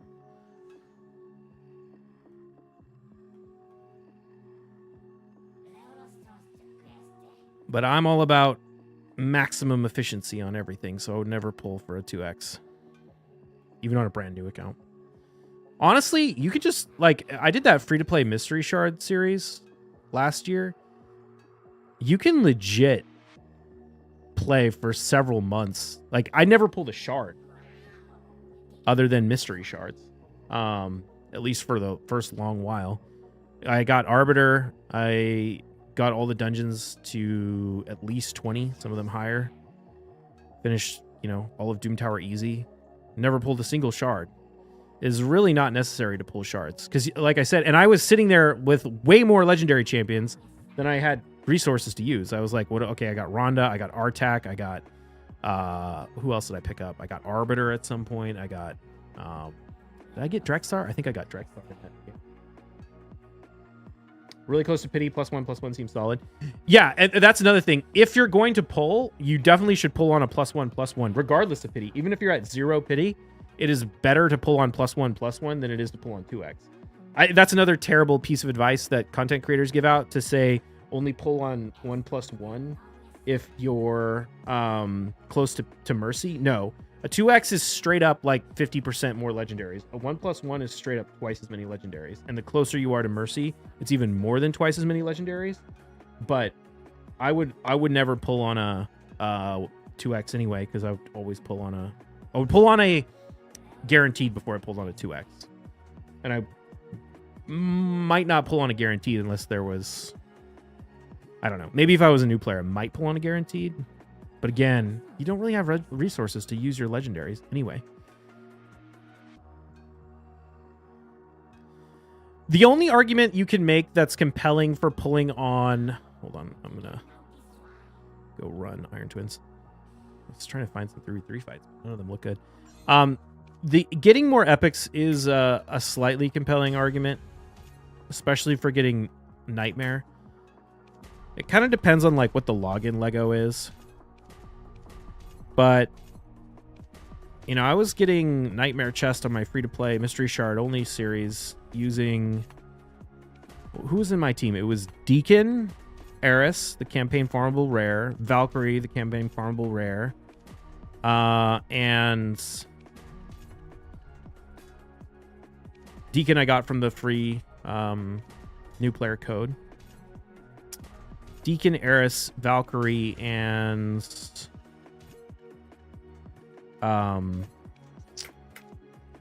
shoot, what's the block debuff champion that you get from the campaign?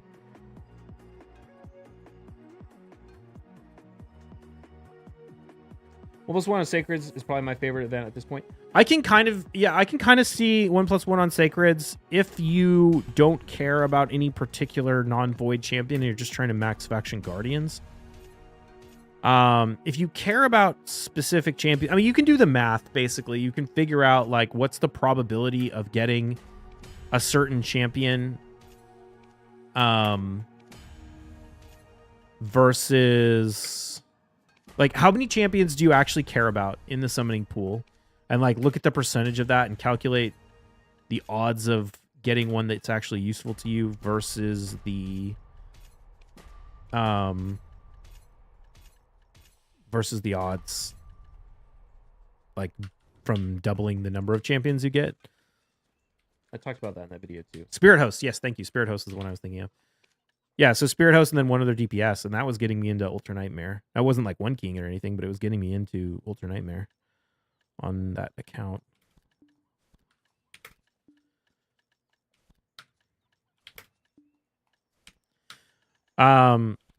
Thing is, though, with empowerment in the game, like, I still feel like I'd rather pull on, like, a progressive chance. I'd rather save up, like, 70 Sacreds after, like, a year and a half and do a massive progressive chance for, like, Duchess or something. Or whatever your number one most wanted or most used non-void champion is, than pull on a 1/+1. Progressive chance in particular just makes, like, not using shards, like, using shards outside of, like, mass bulk pulls really inefficient. Maneater to Mytho fishing for unkillable. Yeah, I mean, that's the one thing I could see is pulling on 2x for the epics.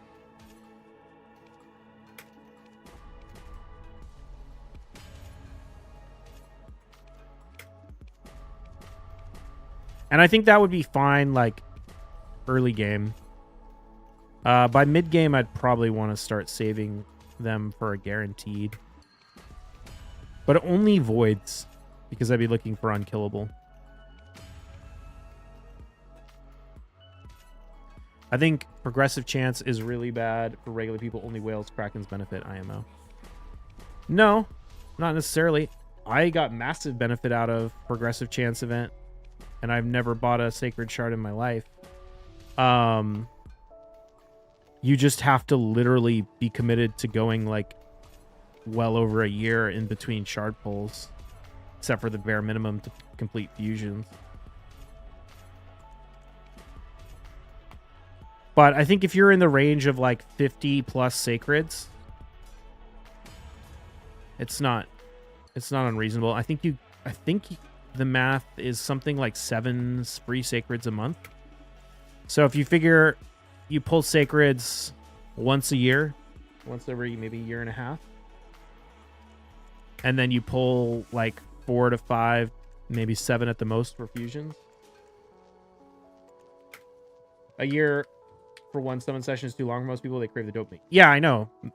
I mean, I know why it's like that. I know why people do it. I'm just saying, like, I'm talking again about being efficient. It's certainly what I do. Even before progressive chance, I was only pulling on 10x for Duchess, which meant pulling maybe like once a year or maybe once every 6 months.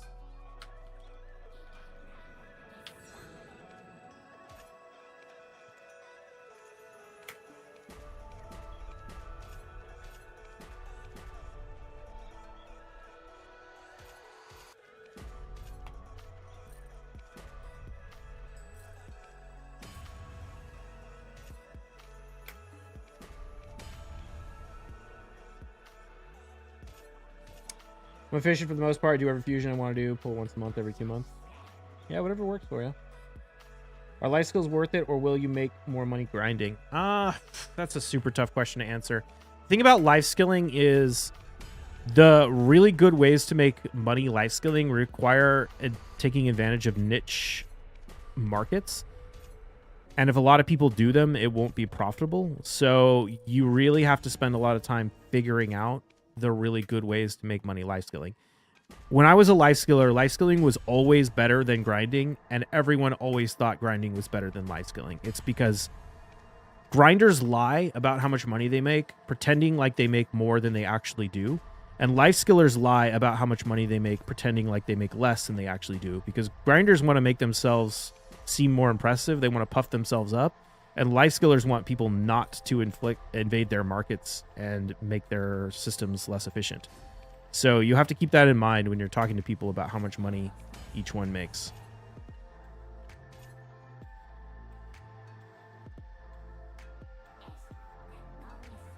Yo, Bob, on your video, you said someone might have pen falling on an A. Any new info on that or no? I'm leaning towards probably not. I was talking to Choice about it earlier today, asking if he knew, and he hadn't heard anything either. So, and when something like that happens, you know, it shouts it out in world chat, everyone sees it, and usually everyone starts freaking out and it becomes a big deal. So the fact that the only time I've heard about it is from like a couple of people in chat who just like linked some screenshot that very likely could have been photoshopped is not very convincing at this point. So I'm thinking there probably isn't one, but I don't know.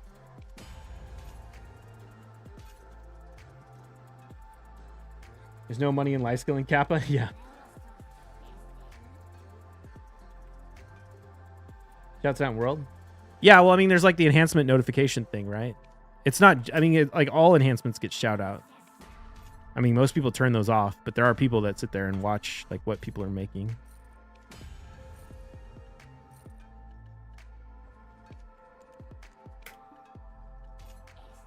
You watch it sometimes? Yeah.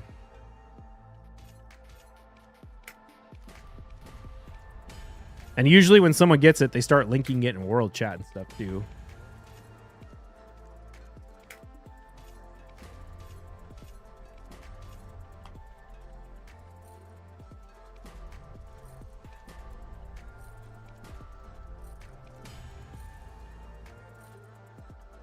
See waves of Tet pen manas go up all at once on Spittle Market. Seems like more often than grinder sets going up.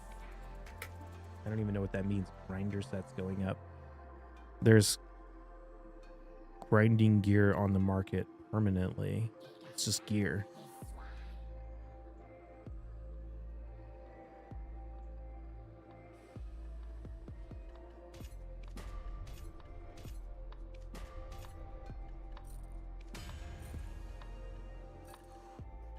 Only Duchess Harima and second Newt in non-void champs. So should I save my shards for the 15x? How about Faction Guardians?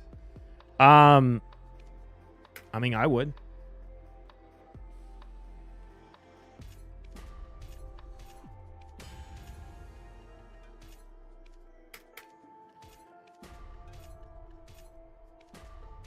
Maxing Faction Guardians is nice, but it's not really like practical as a free-to-play player, and pulling, like, you're still going to get legendaries pulling for on progressive chances for champions you actually want.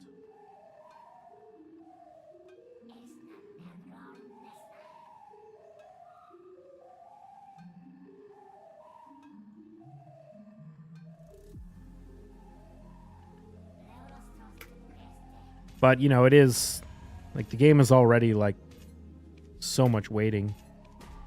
So it's understandable if you don't want to wait that long. You just want to pull.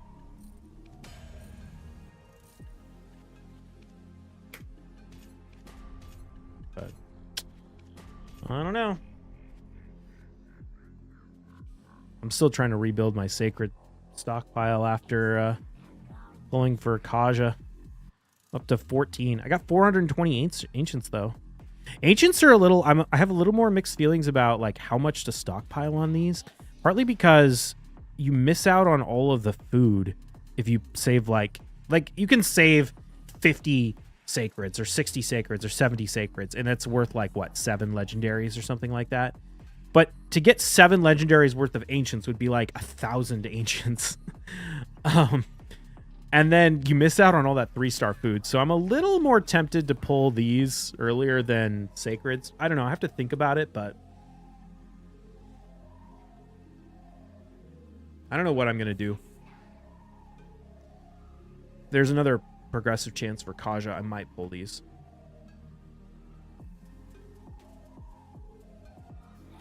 Or not. All right, can we do more 3v3 yet? Yeah, we can.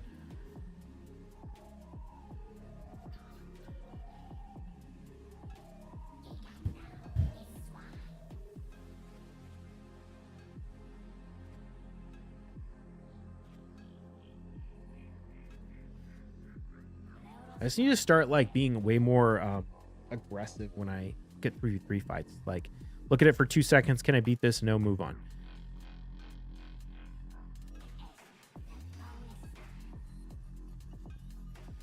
So this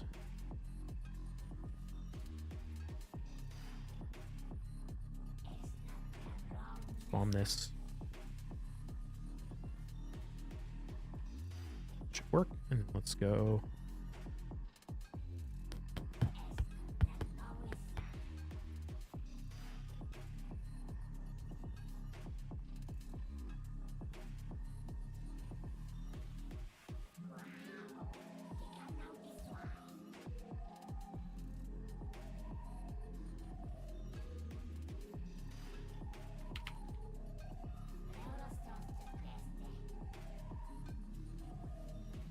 You got the king and queen ready.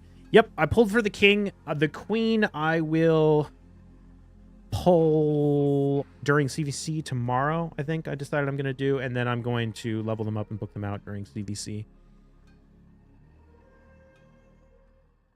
All right, let's rock this.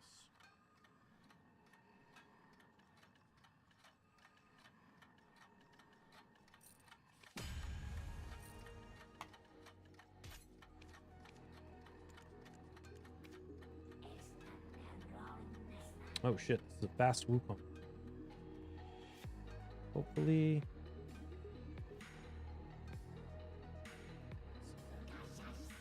Beautiful.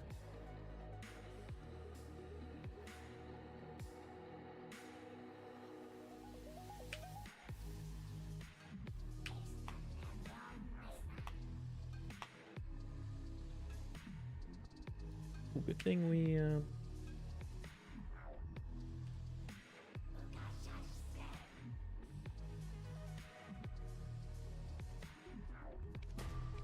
got the unkillable.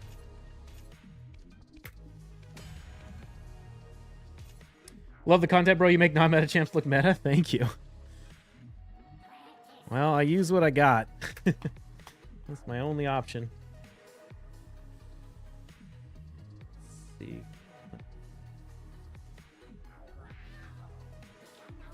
Pick up the roof.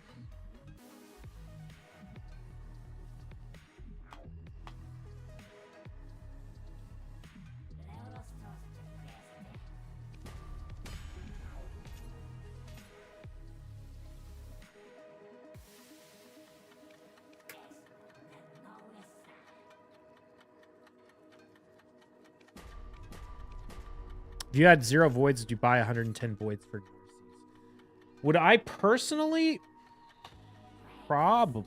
I don't know. I mean, that thing is, it's really tough because I would have bought the voids a long time ago. Like, I just used all my voids.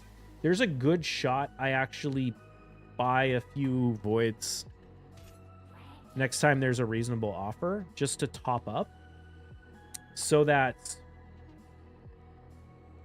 next time there's a guaranteed champion, I already have the voids I need to get it.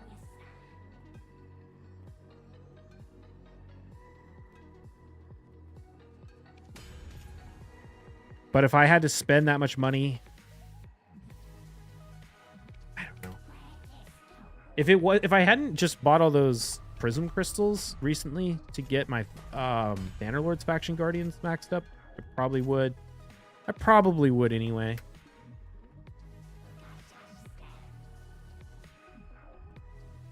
Deadly Fans with the 11 months. Thank you, Deadly Fans.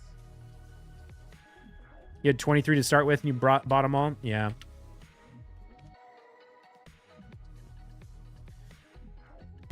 All right, what are we doing for you, Deadly?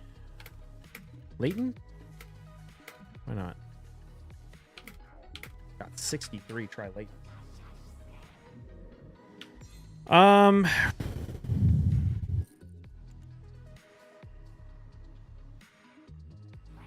The Prism Crystal feeling was insane. Yeah.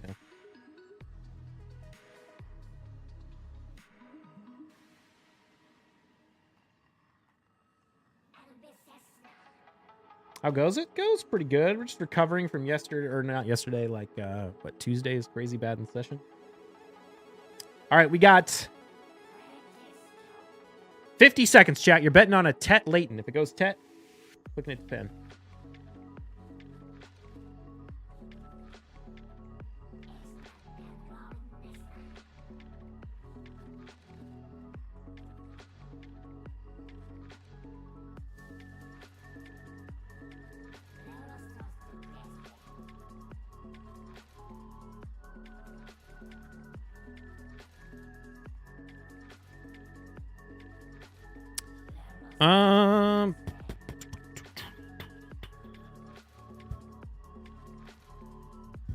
Man, I don't want any of these fights. It's getting harder. Actually, don't really need to do much more 3v3 arena though. We're already at like 1080. Probably just let it ride and should stay in gold 4.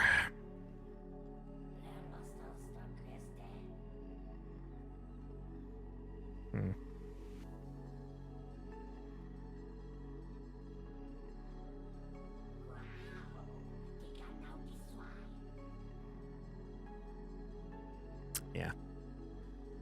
Take any of those. All right, how's the bet going?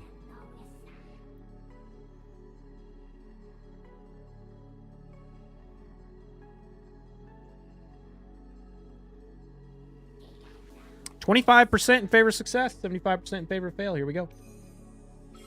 Can't wait for CVC got King and Queen to come up. Yeah, same. Oh, rip. Feels bad, man. Thank you, Deadly Fans. Maybe next month.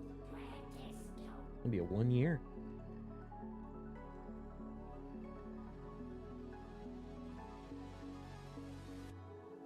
Yeah, I do think do think the king and queen are going to shift up my strategies a little bit. We'll see. See how it goes. I think my plan is basically to run the same strategies that I normally run, but instead of... But I think... Are you on Twitch too? Yeah.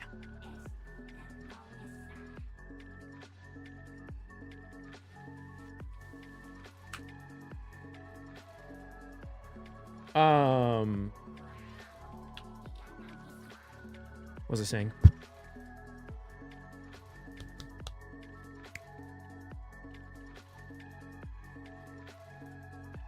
Oh, I think I'm gonna not first pick Arbiter. I'm gonna open with Kaja and Warlord. Oh shoot, I need to store the stack a lot more. And then if they try and steal Arbiter, I will run like slightly different strats. V Soto, is that Timothy Soto? Thank you for the Twitch Prime sub. Hell yeah. All right. You probably have no idea what this is, since I'm assuming you're here for raid, not BDO. But we'll click an accessory for you anyway.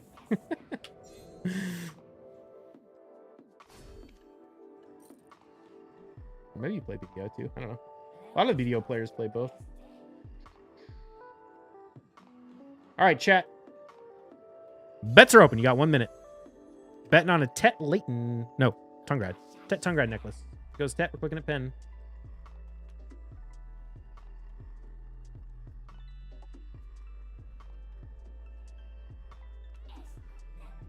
Did I start that bet? I did. 40 seconds.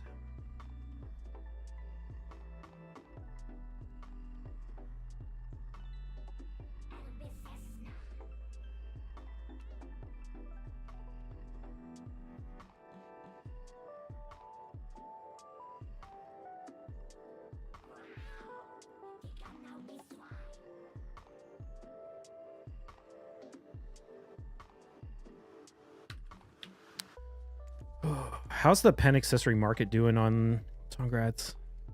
Oh, they're not even 60 mil or 60 bill. That's brutal, dude. That's so brutal. Ugh. What are the margins on those? On the math in a minute.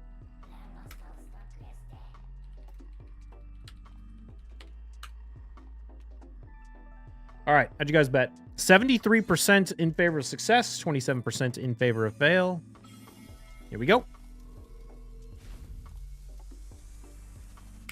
Oh, snap. We got the Tet.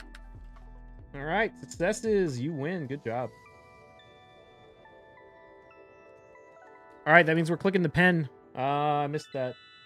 My alerts don't show the YouTube subs, but thank you. Thank you. Thank you. What's your main job, Bio? I am the Director of Scientific Software for a small biotech company. I do a lot of benchmarking of cutting edge protein engineering and structure prediction tools, and we sell them to different customers. My main claim to fame is I was part of the team that solved the first structure of the coronavirus spike protein. So if you've seen the coronavirus and it has like the little, it's like a ball with little bumps coming out of it.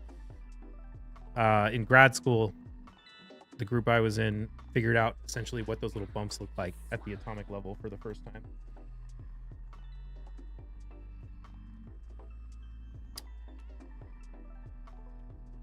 You have enough for prism charts? Oh yeah. My issue with spending in raid is entirely like, what's the way to say it? It's more just like I feel icky spending a lot of money on a video game versus not having the capacity to spend money on a video. You know what I mean? And I do spend. I just don't want to be like, I don't want to go too crazy. All right, bets are open. You got 1 minute, chat. You're betting on a pen Tungrad necklace. If you missed it on Friday, I failed 53 pen accessories. I'm not sure what attempt this is on this one. I think it's like 9 or something since the last one that we hit. Or sorry, we hit 1 out of 53. Lunar Neck's down bad. So we really need to get some pens. But bets are open. You got 1 minute. You stream at night after work? Yeah, I usually stream. I usually work. I work from home, so I usually work till like 4 or 5, and then I do some live arena, and I record it, and then I stream after that. So I usually start streaming maybe like 5:36 PST. We usually go for about 3 hours or so. I know dropping 250 for Narcies made me a little sick. Yeah.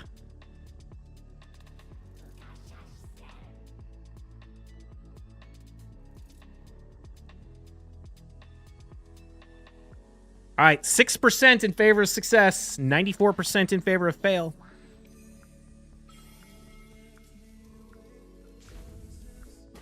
Ugh, rip.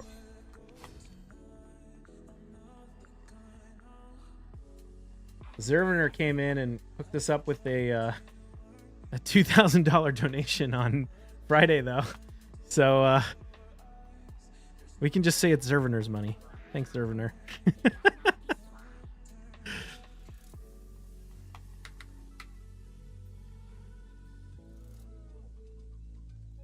Not that I spent anything close to that on Raid.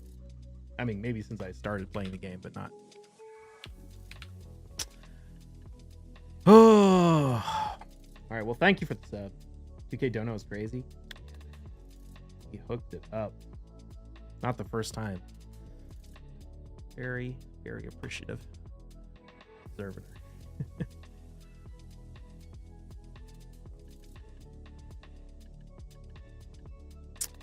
All right, what are we doing? I need to get some of these guys to pry.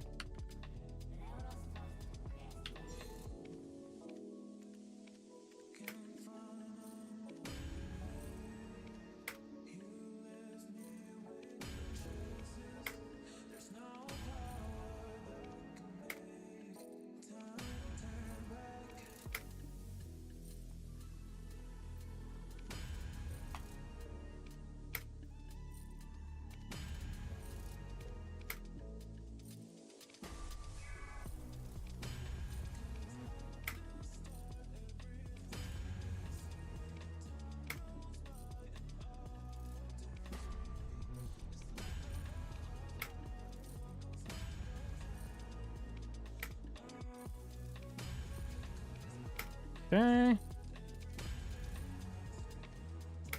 Oh, I was going to check the market to see what the pen accessories are looking like. Let's see, who's decent right now? Not Ogre Ring.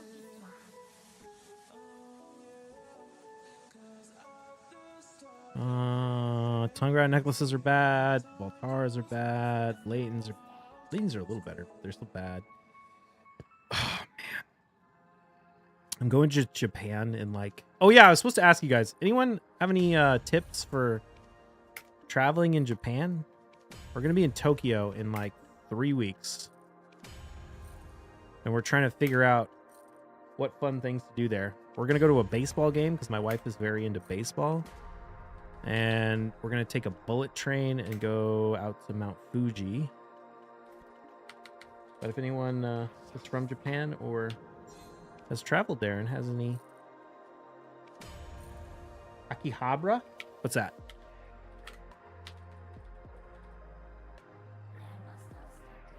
Tokyo mainland's amazing. Yeah, I'm excited. I've been to China, but that's the only other place I've been to in Asia, so this will be fun.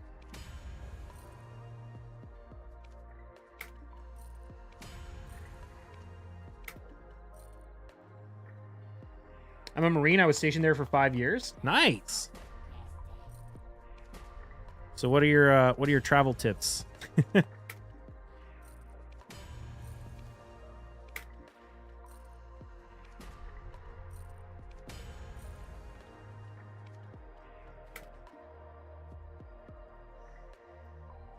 my God, this guy's at 1100 in 3v3 and he's running a one-man defense. He must have been going hard on that champ training tournament.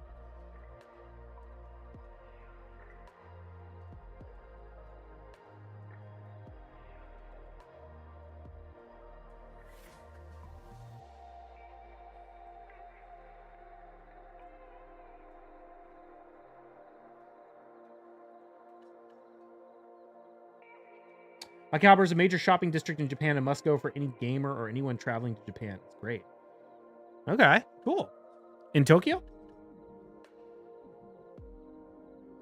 Karaoke is a must? Okay. Is there a particular karaoke spot that you know of that would be good?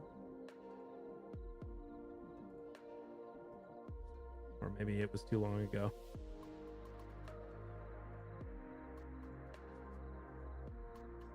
So we got Akihabara. I said that right. Karaoke.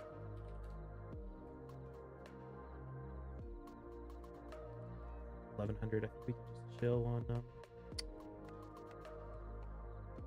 3v3.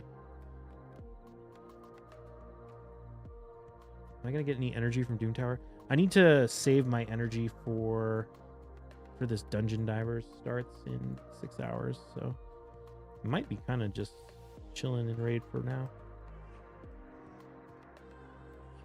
You have a 6-star Seer? No. I never use Seer, to be honest.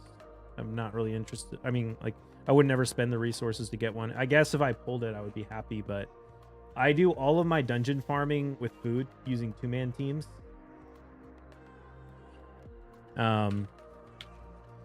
And for like Doom Tower waves, I just throw in a bunch of nukers that just all like it clears every wave in like about a minute. You have to, I don't know if you drink, but tipsy and karaoke is hilarious. Karaoke con Shibuya. Shibuya. I'll write that down, look it up. Have to see if my wife, if I can convince her. Oh, sorry, I missed that. Neighborhood in Chiyoda ward of Tokyo, Japan, generally considered to be the area surrounding Akihabara Station.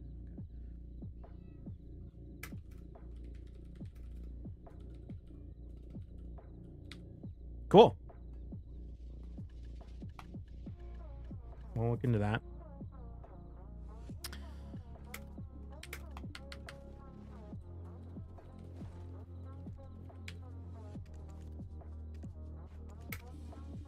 What's so great about karaoke in Japan versus like other places? Do you do it with like a bunch of other people, or is it like private karaoke? I'm assuming it. Do they do American songs, or is it all like Japanese? Or maybe I should say English songs? Western songs?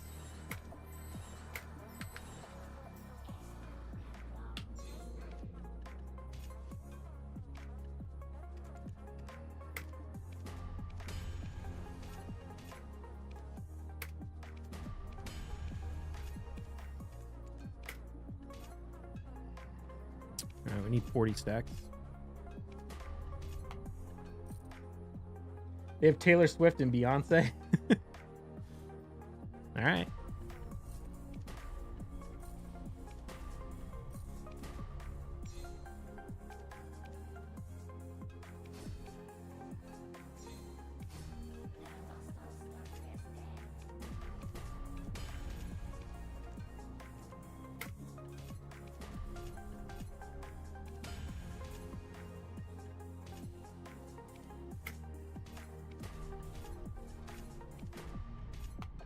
Okay, there's a 40 stack.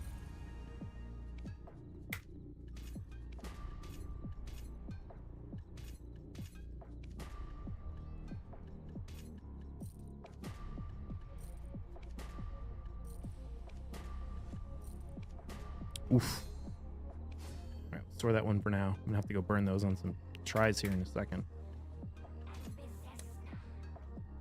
How many persons on PCNA have Pen Fallen Gods? As far as I'm aware, there are no Pen Fallen Gods on NA. There's been rumors of Pen Fallen Gods, but I've never been able to confirm any of them. And if someone made one, it would shout it out in world chats. You'd think a lot of people would be talking about it if it happened. So I've got no confirmation of any Pen Fallen Gods. I think NAPC is literally the only region, including console, that doesn't have a Pen Fallen God at this point. Big stage, multiple people can go up there and they will try and sing American songs. It's just a good time. All right. Console has 2. Console's a superior server. Yeah. Wait, console has 2 now? That's crazy. Dude, it's wild though, because I know I've done like over 300 Pen Fallen God attempts. I think there was someone else on NA who did like, who sold all their gear and did like 300 attempts. Like, I feel like the entirety of the NA server has just been unlucky. Like, it's not that we haven't clicked as much. It's that like literally just no one's got, like everyone's collectively unlucky. One was popped an hour ago on console. Oh, wow. Was it the chest or like a Labresca or what? Oh my god, it's another 44.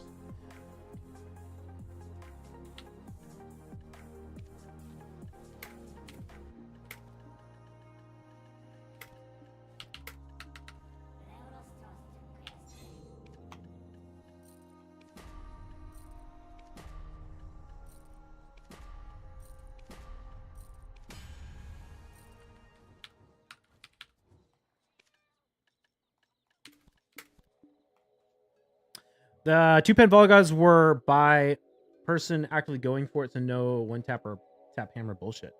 Oh, do you know how many attempts it took? Wait. They were done. Were they done by the same person?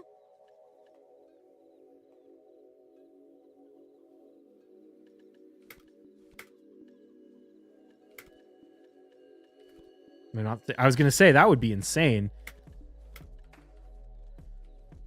I feel like the only way, yeah. Okay.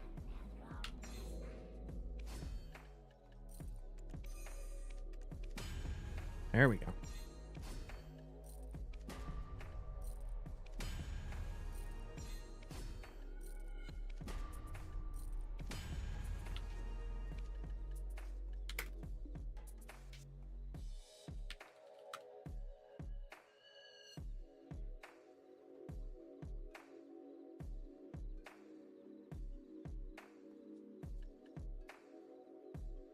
That would be super fast. I don't know all the details yet. Okay.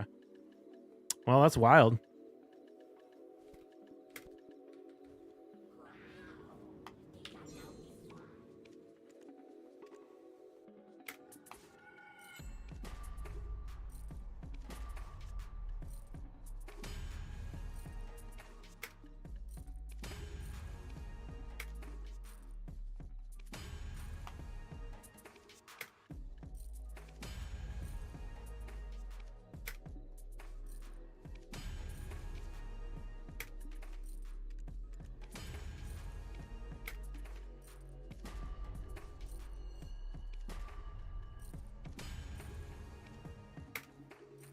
Okay, let's get these guys to pry.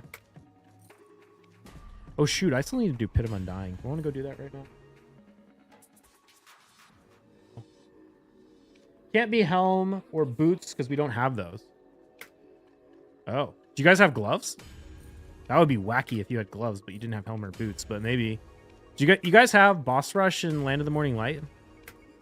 You have boots or you have gloves? They gave you the gloves before they gave you the helmet. That's funny. That's so random. Why?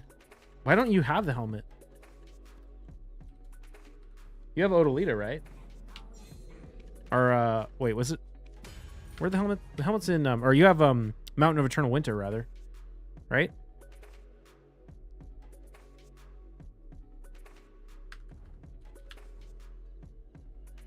The snow in the winter region makes the game crash. Wait, so they haven't released it? You don't have the mountain? Oh my god, that's too funny.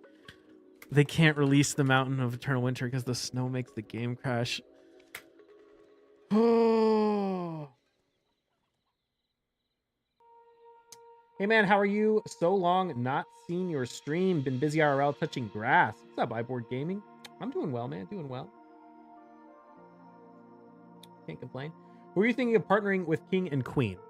So the way I want to use the Queen and King is I want to start opening my arena fights, like live arena fights with, well, okay. So for 3v3, I have a team right now that runs Mighty Uko, Pythion, Stultus, and Wither.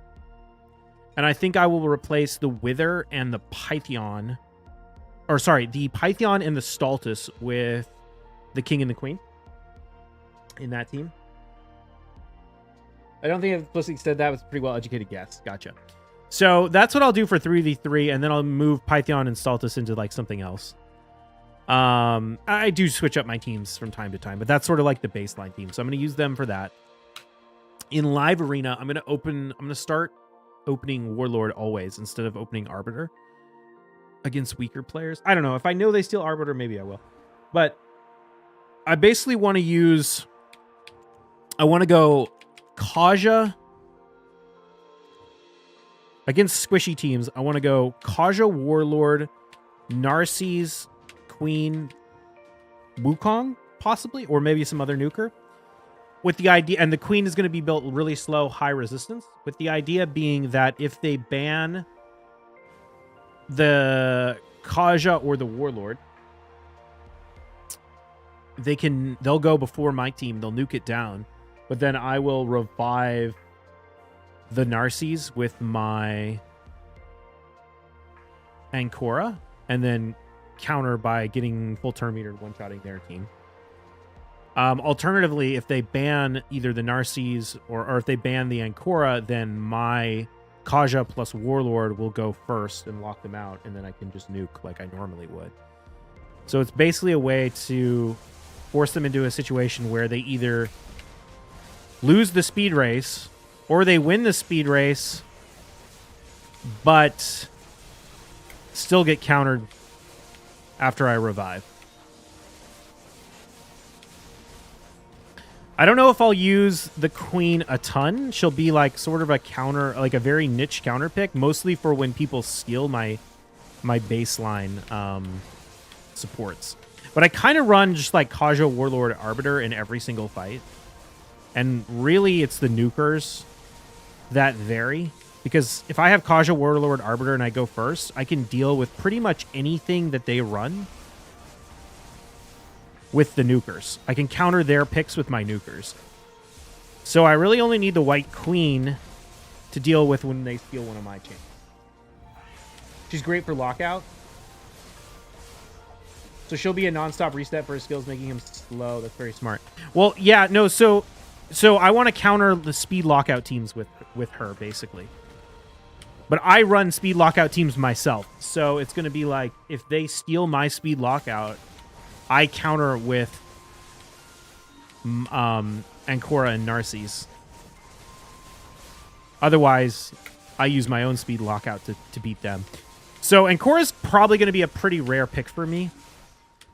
Narses, on the other hand, I will probably run anytime I see a Taurus, and I'll probably pick Narses if I see a Taurus or a Rhodos, basically.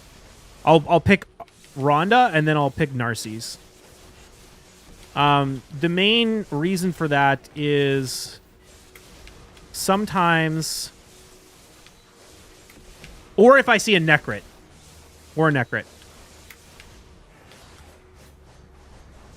The reason being that if I, like, the Rhonda can counter one, but if there's two, then sometimes it doesn't work. See a Taurus all the time? Yeah, I mean, I see a lot of Tauruses. Sure. But, well, okay, so here's the thing. If I see a Taurus, I'm probably going to pick Rhonda first before Narses. But then if I see a Rhodos, I will pick the Narses. If I see a Necrit, I'll pick the Narses. If I see a UDK, I'll pick the Narses. If I don't see any of that, then I would probably pick, like, Narses will probably be the last champion I pick on the team. And it's really just going to depend. It also depends on, like, what their supports are, because if they don't have, like, any cleansers as a support, I might not go Narses. I might go, like, Stultus for a stun. Or I might be in a position where it's like, oh, you know what? There's a Taurus on this team, but I want to take out the Rhonda first. Or I want to use the Rhonda to take down, like, a Cithi or something. One of the strategies I've actually been using to take down Taurus teams recently that's been working out really well is to not actually kill the Taurus, but just to kill everyone else. And then the Taurus, if you go up, say, against a, let's say we go up against like an Arbiter, or not an Arbiter, like a Siphi, Crixia, Harima, Taurus, Marichka team. I run Warlord I run Rhonda and Georgid as my nukers. I actually won't use the Rhonda to kill the Taurus. I'll use the Rhonda to kill the Siphi. I'll use the Georgid to kill the Crixia. And then I'll just whack the Taurus, which won't kill him. But it'll leave the Taurus in a position where he has no buffs. And then a Taurus with no buffs does not hit very hard at all. And so then he'll nuke my team down. My nukers will die. Possibly my Arbiter will die, but my Kaja is not going to die to a Taurus A3 with no buffs on the team. And then I'll just revive and win the fight. So I've been having a lot of success with that strategy. But I could use Crixia, or I could use Narses instead of Georgid if, like, instead of a Crixia, imagine it's a Siphi, Taurus, UDK, Harima, Marichka team. So then what I would do is just ban the Harima, use the Rhonda to kill the Siphi, and then nuke with the Narses. And then just tank the nuke, the return nuke from the Taurus. Use your Lady Mikage to do that? To do what?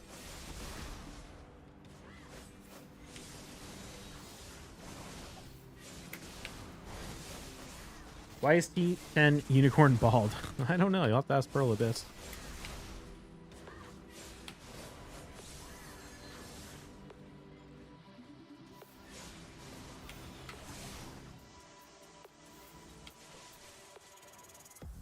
Strip all buffs, strip them down, and have Taurus last man standing. Yeah, that works surprisingly well.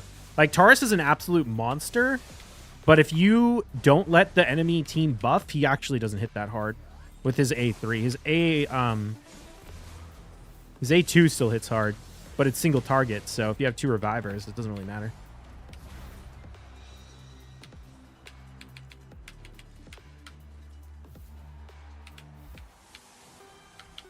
But dude, I built Rhonda. Oh my god, I'm loving Rhonda so much. I can't believe I took so long to build her, because she's literally becoming like my most picked nuker.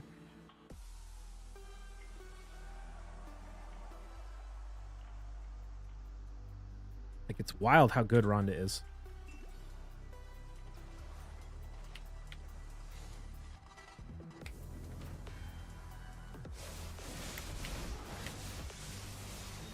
That's what I'm talking about, though. Like, Pearl Abyss giving away free champions. It's crazy how many of the free login champions are, like, some of the best champions in the meta. Like, UDK, Wukong, Rhonda. I mean, she's kind of in the meta. At endgame, she is. Endgame Live Arena, she is. I'm not the only one using her a lot, but it's actually kind of nuts. The only thing that's making me, like, hesitant to, like, invest a lot into Rhonda in terms of, like, trying to get more souls and maybe even, like, empowering her is I think Carnage is going to do the same thing but better. I have never built her, but I've had Georgid since I started grinding PvP. To be honest, Rhonda and Georgid go really, really well together for Live Arena. I have Georgid too, and I had Georgid before I built Rhonda. And then I built the Rhonda, and now I use both all the time. All the time. They go so well together because all the things that are really good against Georgid are really bad against Rhonda. It's like, what's really good against Georgid? How about Rotos? Oh, Rotos is super weak to Rhonda. Harima. Well, you know what you can do? You can just block the passive on the Harima and then A3 the Harima, or A3 someone else and then A2. Because you turned off her passive, so now Georgid can smack. You know, I don't know. Those are the main things, I guess. UDK. Like, Rhonda's really good against UDK, not necessarily because she's, like, takes down UDK, but she can take down targets protected by UDK because her A2 is a 3-hitter. I love the pairing of those two. They just work so well together.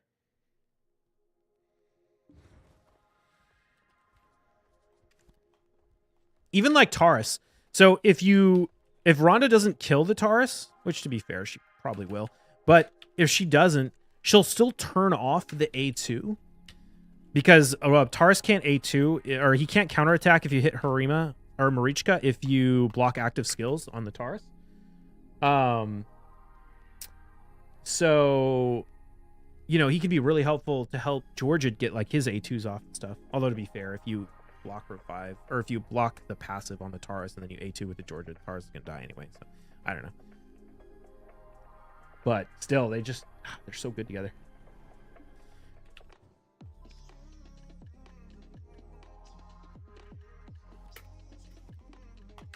I love Quintus too, but honestly, I've been using him a lot less. I still use him in PvE a lot, but I've been using him a lot less in Arena just because Rhonda turns out to work just as well. I feel like Quintus is a little better if you need to strip buffs. But if I can beat them in the speed race, which these days it's like I pretty much assume I'm going to beat everyone in the speed race. Unless they're running like straight up, you know, Shuzen, Sifi, Crixia, or yeah, something like that. And even then, they have to use like a Wukong or another, or Lazarius or someone with a speed aura support. Otherwise, I just ban this Shuzen and beat them in the speed race anyway. Lacking gear for my attack champs. Mm-hmm.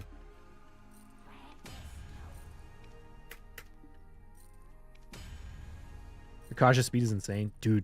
And she's gonna get nuttier. Because right now she can go up to 434, but she doesn't have her blessing. And her blessing is gonna give her 15 more speed. Meaning she's gonna be 450. And if I can pull another copy, then she'll be 455. It's like I have all the essence. I literally just need it to show up. I can't wait. 455 speed Kaja. And she's not squishy either. She can tank a hit.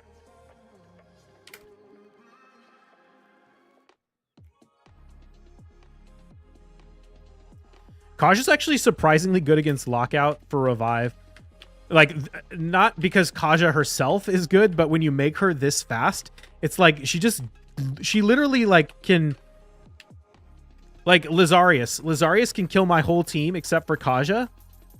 And he'll lock her out, and then she'll just take 2 turns before he gets another turn and revive the whole team. She's like literally lapping him with how fast she is. I love it.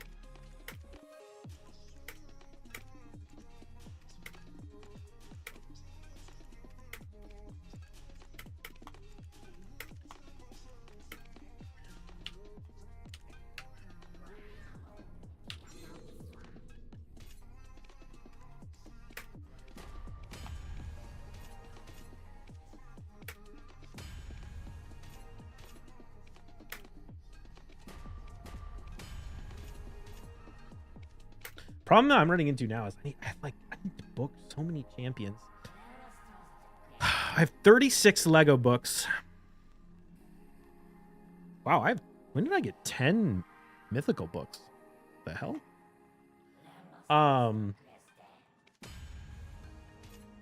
36. I need to book Ancora, Narcisse,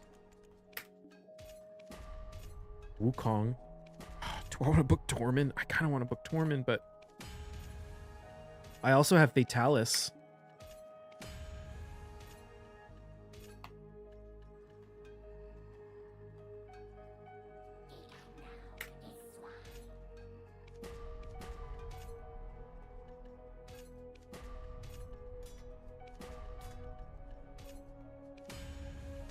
Okay.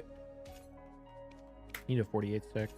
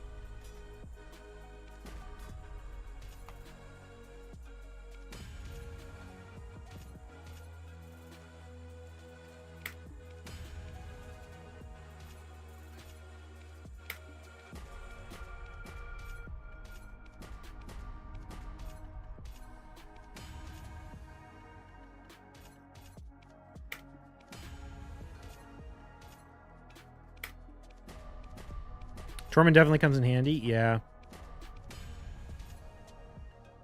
I have mine built and like geared and stuff. I just don't have them booked yet.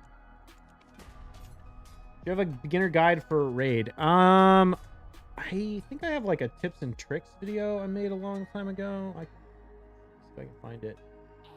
I also have a like free-to-play mystery shard only series I did.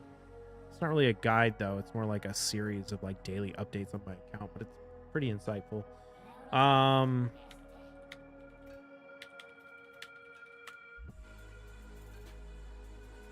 man. Hey y'all, Biohack here. I am here.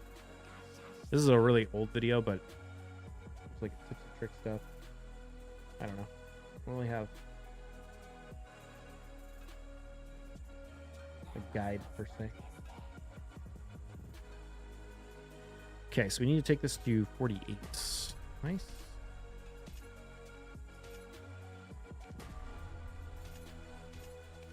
I feel like that might be more like after your first week or two playing.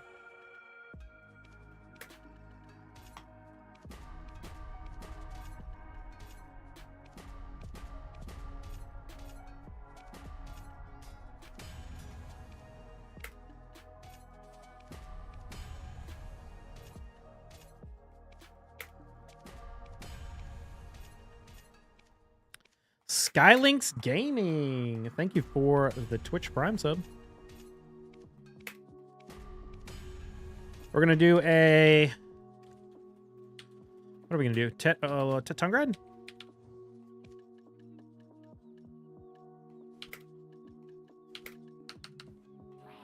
Why not?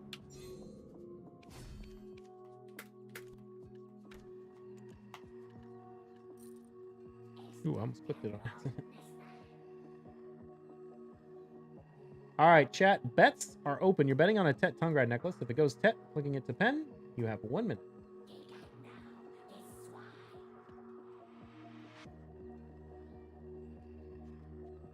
Oh, you know what? I have more. Faction Wars keys.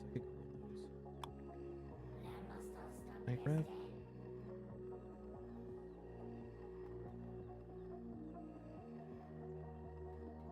Oh, I think I want to build do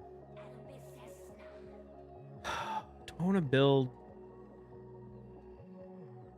Rathalos? I was kind of thinking about building Rathalos too, since we're going to get the 4-star soul, and he would actually be nice for my hard Hydra team.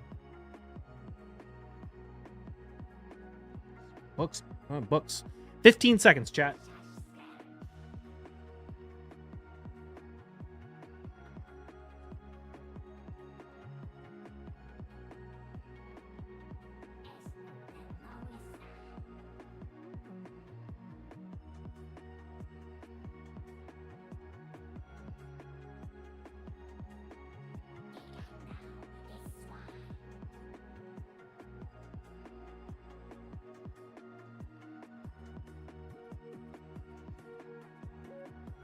The 5-star for Queen? Oh, yeah.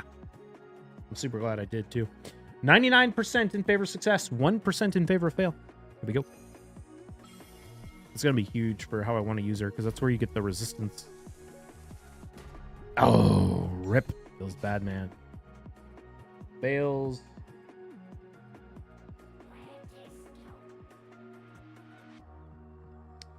Skylinks, thank you for the sub. Maybe next time.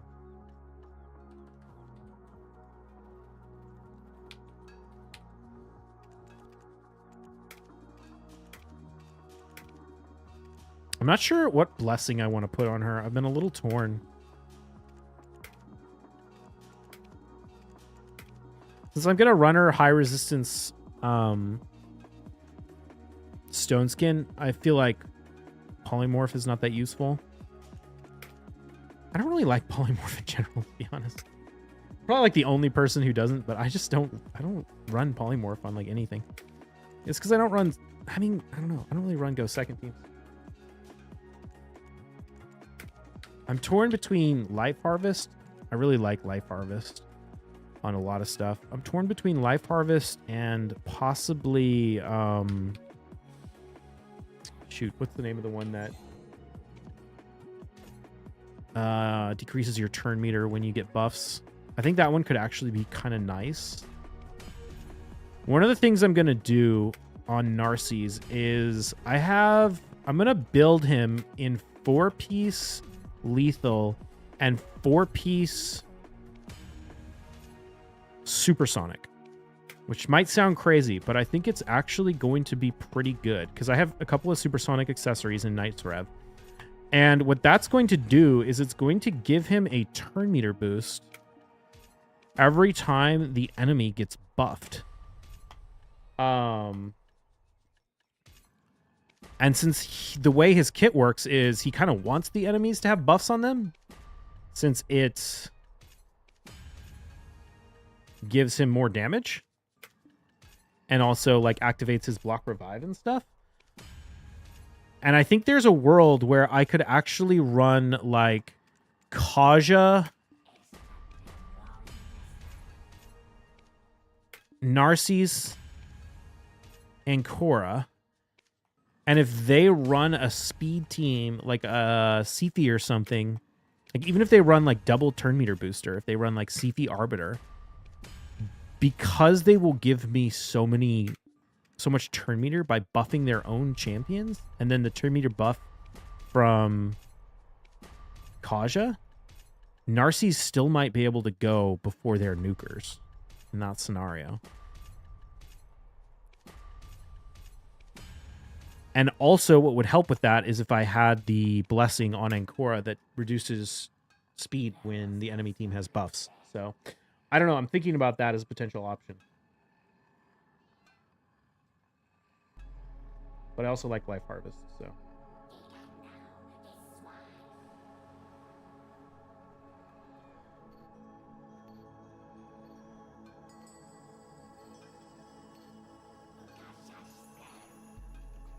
It's got 0 out of 6 on Tet Latents. Feels bad, man.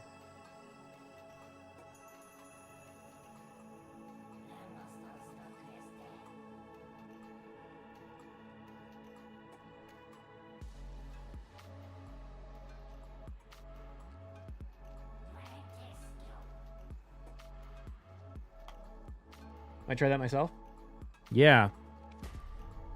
I wasn't really planning on it, but then I was looking at all my accessories for Night Rev, and the best banner I have for Night Rev HP Nuker is actually a supersonic one, and I was like, maybe I could run him in 4-piece supersonic. And the more I thought about it, and also supersonic gives a set bonus for HP with like the 2 set, so I was like, oh man, like this 2 set bonus, if I run 2 accessories, is probably better than actually running a like slightly better accessory. And then I was like, well, if I'm getting the 2 set bonus from my accessories, I could put on 2 more and get the supersonic set bonus. And the more I thought about it, I was like, you know what? It might actually be a pretty clever option. So I'm going to give it a shot. When I try and run the optimizer to find the best builds, if I make him run that build, he does do like maybe 15% less damage than if I didn't try and run that, but I think it might be worth the trade-off.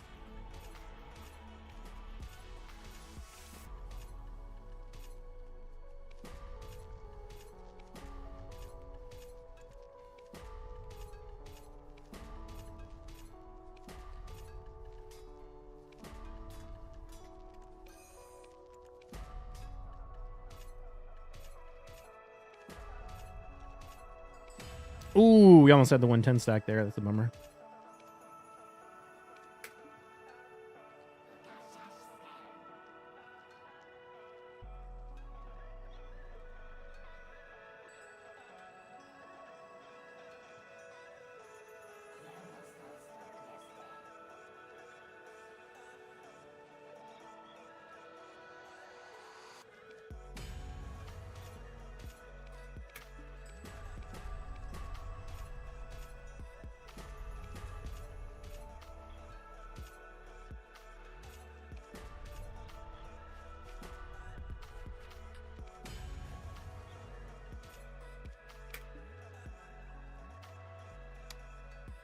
Oh, all right, chat. It's getting kind of late, so I think I actually need to get out of here.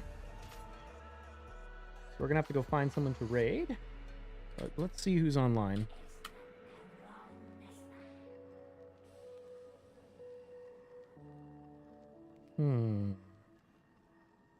Everyone's playing last epoch.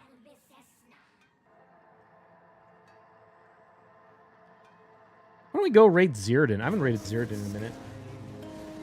You guys don't know Zirdan Hunter? He is a warrior player who mostly does a lot of PvP. So we're going to go raid him. Thank you all for hanging out with me tonight. I appreciate it. Let's see. Today is Sunday. Tomorrow's Monday. I'll probably be back online tomorrow. Follow the stream if you haven't done that yet. Also subscribe on YouTube, either one of those YouTube channels. Discord link is in chat, Twitch chat, YouTube links for Raid and the BDO are both in chat. If you're on one of the YouTube channels and you'd like to watch on Twitch, the link to Twitch is in chat. And that's it. I'll see y'all later. Have a good night.